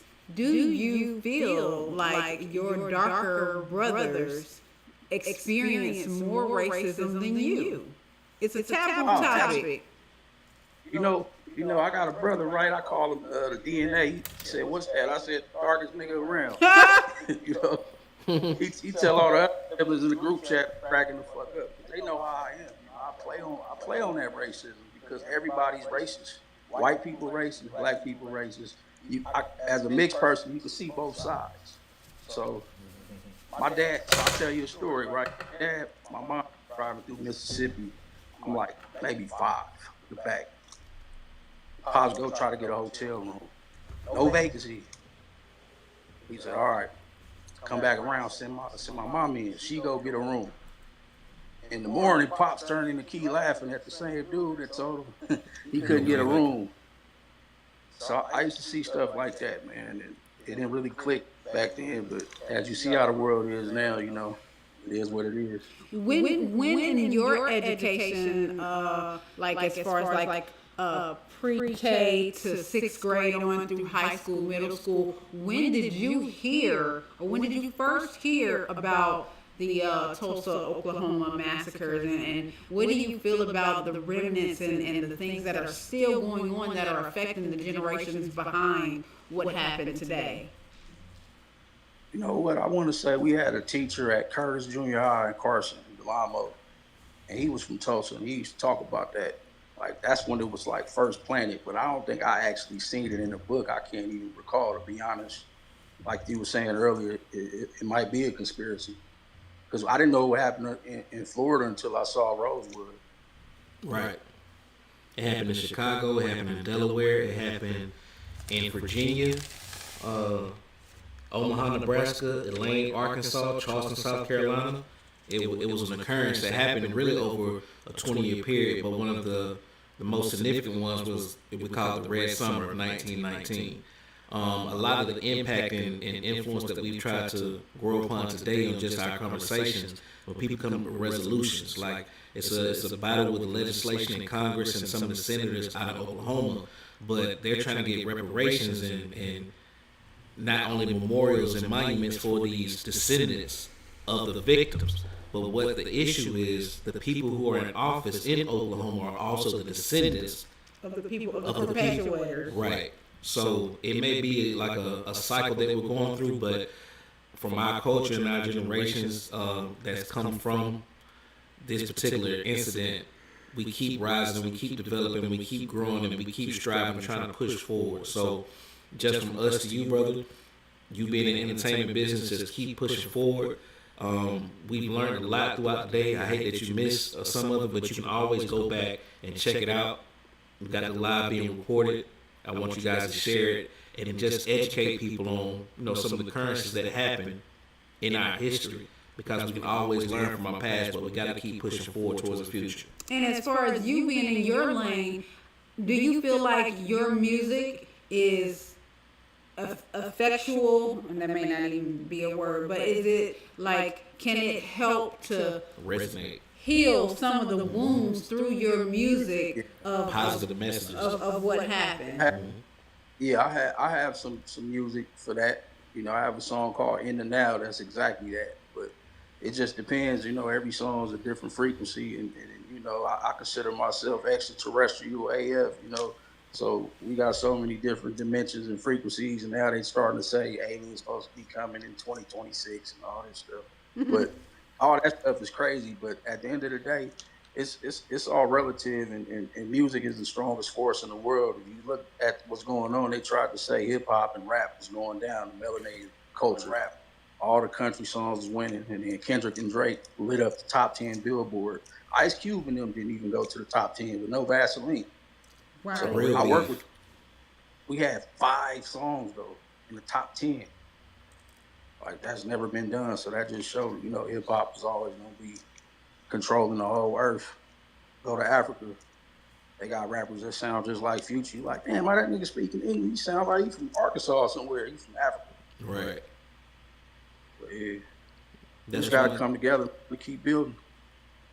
Right, and that's exactly what Dr. Umar was saying. He said we don't have any economic cohesion, and that's our biggest problem. So once we find that, we will be a lot better off. So we do appreciate you pushing that message in some of your music.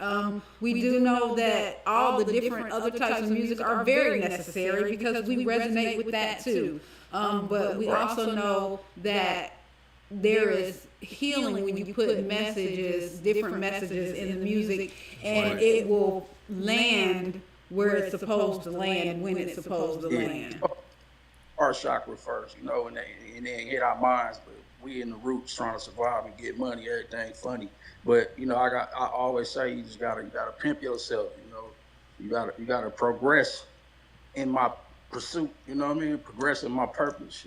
Make life your beautiful HOE, heaven on earth, how you want to put it. But it's always gonna be just a whole lot of variety in the world. You gotta create your picture. Everybody don't have the same nothing. Everybody different. The world just gotta come together. But at the end of the day, man, you know how it is. We gotta get ours and give it to us. We need apps. We need influencers to support them type of apps. But like Deuce said, you need funding. But they be scared of stuff like that. Like you said, protect them. Oh yeah. It's an agenda. How you get past that? Like, that part. Right. Because they might be getting their money with a company that might be against their interests if that happens. Right, he did say that. He specifically stated that he did have people reach out to him, but the only thing that they were really interested was data mining, so they could take the information from the registrants on his app and resell it to companies who data mine, for information. So I pray that it keeps ownership and keeps the property rights to that particular app. They see that they already tried to run off with another app.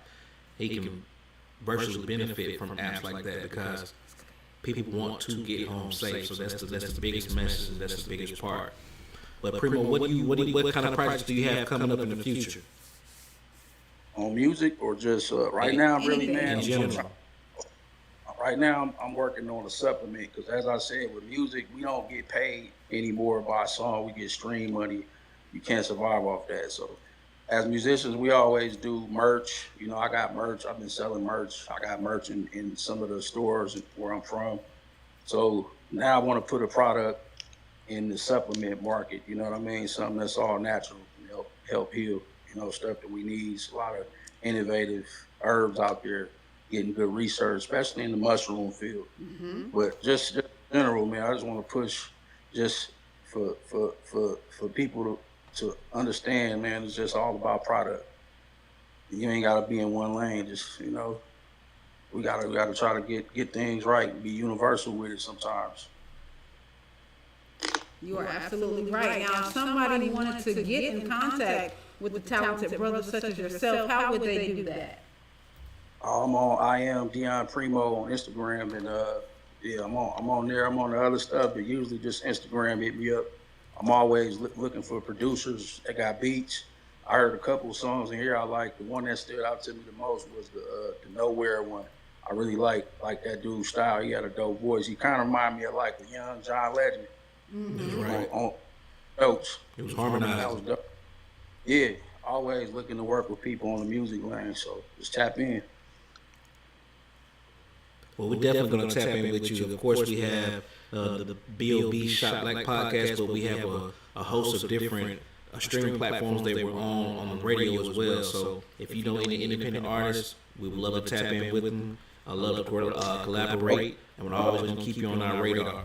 But this would be the end of the segment that we have for Black Wall Street. So once again, I'm sorry, we have one more person. So we're going to go ahead. Shout out. Go ahead, bro. Shout out to Aromatherapies as well. Oh yeah, Jasmine. Yep. That's Aroma Stories, and she has definitely been behind the scenes, getting everything together and helping us line everything up. So shout out to Jasmine. Everybody's seen. She is the vice president of BOB Reward, so she has definitely been instrumental in this production as well. And we're going to play your song as we coast out to our next guest to make sure everybody gets a taste of what you put out in the world. Free promo. You got a video? We do not. We have the MP3. Mm-hmm. I sent you the whisper on the YouTube. If you can send it right quick, we'll go ahead and put it on. Mm-hmm. All right. Yeah, I sent it. All right, man. We appreciate it, brother. Okay, that was a video on the YouTube. No, he said he sent it on the whisper. Okay. Well, we're going to go ahead and close out this segment, brother. Stay safe out there. Like I said, we'll keep in touch, and we'll be right back with the Black Wall Street Days, brought to you by B.O.B. Rewards Club.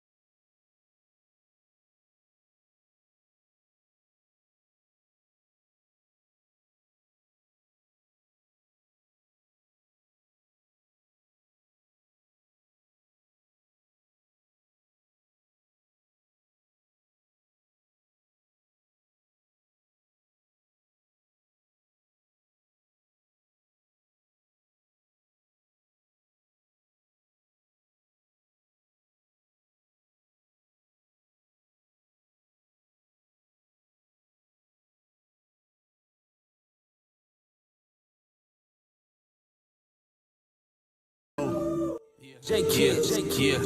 I wanna feed your body, I wanna feed your brain. Wanna see if you gon' let me sneak this work off on the plane with you. Girl, I'm lying, yeah, right. She a rider, primo there every night. Smelling like Creed and Kush, banging some Barry White. Cause I can't really be myself if she the scary type. I'm trying to take you somewhere else and call it paradise. Ocean. Baby, you the best, you the number past 9. Gave up all the rest so I can say that's mine. Give you everything that I got damn right. You're the beautifulest thing to mankind. Baby, you the best, you the number past 9. Gave up all the rest so I can say that's mine. Give you everything that I got damn right. You're the beautifulest thing to mankind. I just wanna make it last. Trust issues, old news still attached. I'm the kind of man help you move on from the past. Could be my ego, best you ever had. Put that on my crypto, sapio synergy. Bound to have you missing me. This king energy, it turn your ex to an enemy. Poppy's own type of wisdom. Shawty from my way, come and get some. I'm cool under pressure, A-type aggression. Hands round your waist, got you moving my direction. Kisses on your necklace, keep you talking reckless. And when you leave, spilling tea in them group messages. No question, rare breed syndrome. Type to make a home where a king roam. Since I'm your man, you know I made plans. But for now, go on, do that little dance. Baby, you the best, you the number past 9. Gave up all the rest so I can say that's mine. Give you everything that I got damn right. You're the beautifulest thing to mankind. Baby, you the best, you the number past 9. Gave up all the rest so I can say that's mine. Give you everything that I got damn right. You're the beautifulest thing to mankind. You're the beautifulest thing to mankind. Yes, you are. You're the beautifulest thing to mankind. You're the beautifulest thing to mankind. So beautiful. You're the beautifulest thing to mankind.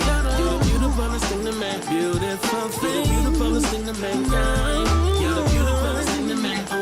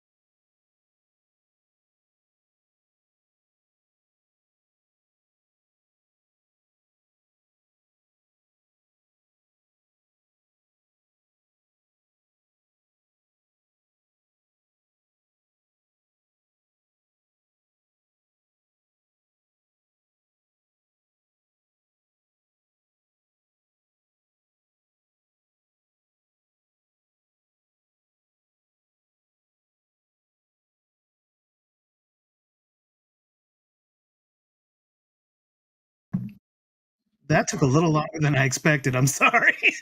It asked me to set up all kinds of things.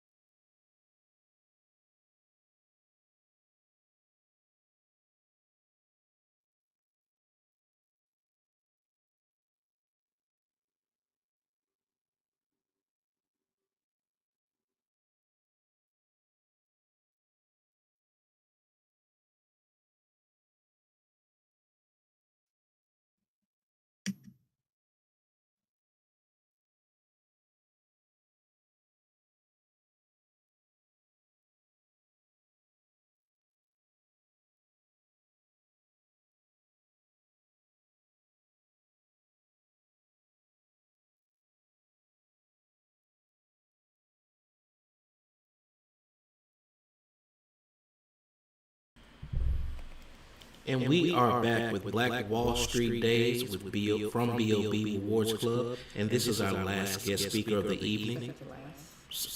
Last guest speaker, one more interview. All right, this is Mr. Marcus Mills. Of blackvisions.org. Blackvisions.org, I apologize. We're going to go ahead and give you the floor, Mr. Marcus. Can you hear us okay? I can, absolutely. Okay, just making sure. Thank you very much. No problem. Have at it. So, I'm Marcus Mills. I am the Policy and Government Affairs Director at Black Visions. I also have my own business. I am a consultant and political strategist. My business is At Your Fingertips Solutions and AYF Solutions.com. Sorry, AYF Solution, AYF.solutions for short. And basically, I work with an organization to help to inform and help to organize the Black community so that we are no longer marginalized, so that we can ensure that circumstances like the ones that we're talking about today, Black Wall Street, the murder of George Floyd, so many destructions of Black communities around the country don't happen. So we started up in Minneapolis, which is one of the things I think ask in terms of where I'm from. I'm operating out of Minneapolis, Minnesota. I grew up in Dallas, Texas. But here to talk to y'all today about a number of the elements of kind of social and geographic and economic circumstances that endanger Black communities and what we can do about it. Thanks for having me.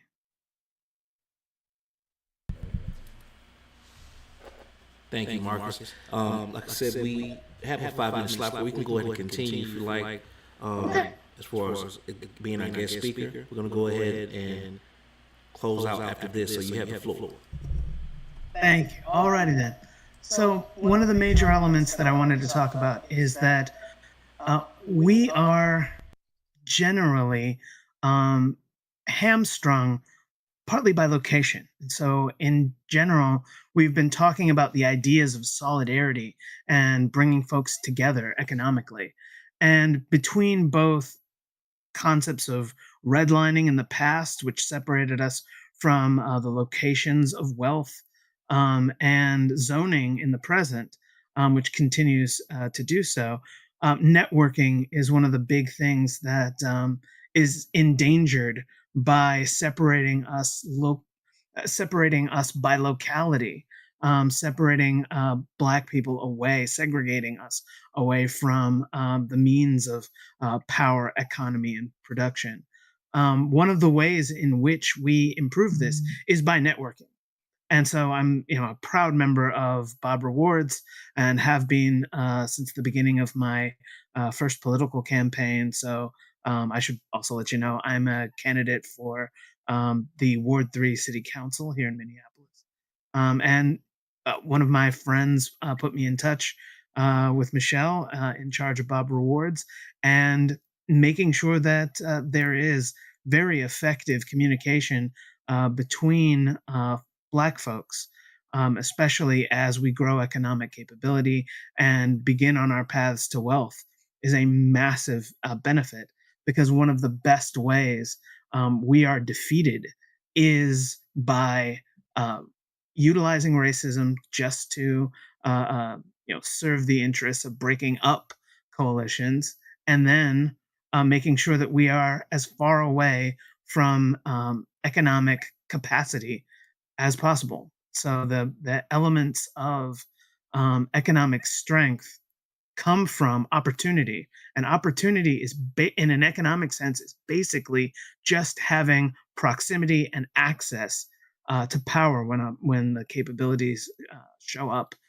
Opportunities are born of those kinds of things, and that's what networking allows. So I'm proud of what Bob Rewards is putting on today, and all of the organizations that came together to be a part of this conversation, because this kind of networking can bridge the gaps that have in the past been successful at keeping us from economic and other forms of power, because now we can do a lot more to get across those gaps, to operate amongst each other, even though there are systemic segregations to keep us apart from power, between social media and our own communications. Just getting together and doing the kinds of economic communication, economic networking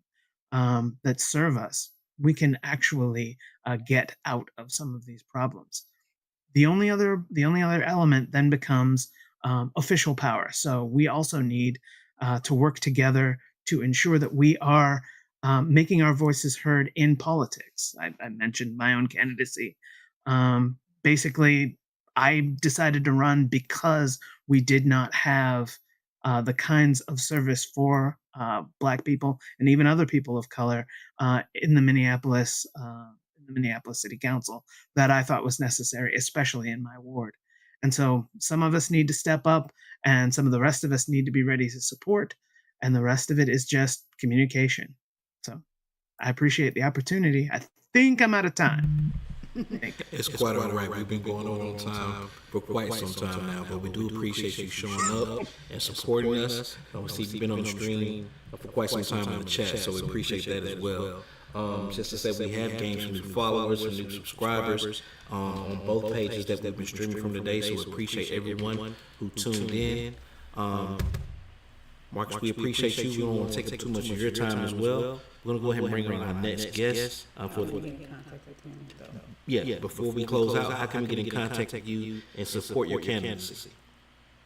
Definitely. So my candidacy is Mills for Mill City. So MILLS, the number 4, and then Mill, MILL, City, CITY, .org. And you can get a hold of me at Black Visions, at Marcus at blackvisionsmn.org. Those are two of the easiest ways to get in touch with me. So if you've got anything that would be a worthwhile networking concept, or if you just want to support my candidacy, those are the 2 easiest mechanisms. Thanks so much for having me on, and we'll talk soon. Thank you. Take care. Thank you so much.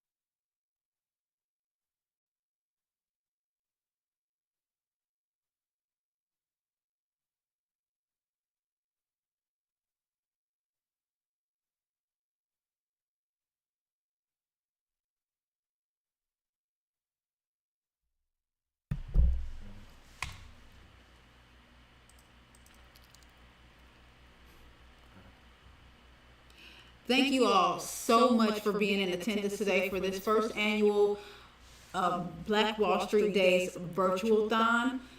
We guarantee that as the years progress, this is going to get better and better. And let me go ahead and mention it one more time. If you would like to help us make this better, you can always not only join the BOP Rewards Club, but you can also support us by sending some donations, which will help us get servers and proper software so we can do this right next time. But it definitely has been a valiant effort, and all of those who participated made this wonderful regardless of the few technical issues that we had throughout the program. You guys are amazing and awesome, and we could not have had a better program despite the circumstances. We always love talking to our fellow BOB members. We always love talking to black entrepreneurs. We love talking to the people who are staples in the community, making a difference. And titans such as Dr. Umar himself, we're very grateful for the opportunity to do the interview. I know LaShon has been doing interviews for years now. That's one of the biggest interviews I've done myself personally. Particularly wasn't quite nervous, but I was a sponge, soaking up all the information. I took time out to do a lot of research just to gather, because I wasn't given the opportunity to learn things like that in school, as most people have said today. Even particularly taking black diaspora at my HBCU down in Georgia. So just this week alone was a much needed learning experience. Dealing with all the technicalities that we've had thus far today was a big learning curve for us. So shout out to DJ Montez the Great on the ones and twos back there. Yes, it's one man behind the scene taking care of everything. So again, everyone out there that participated and everyone who showed love and supported, just want to give a thanks to my brother, Terrell Montez Turnipseed, that was behind the keys and behind the boards and behind the music and behind the screens and everything like that. And also a big shout out to Michelle for putting everything together, all the coordination and time and effort, and Jasmine as well, that we've done behind the scenes, all the meetings that we've done just to make sure everything was put in the right places. We put forth a lot of effort in today, and we just want to say thank you. We hope we enjoyed everything, and that you took something from it as well.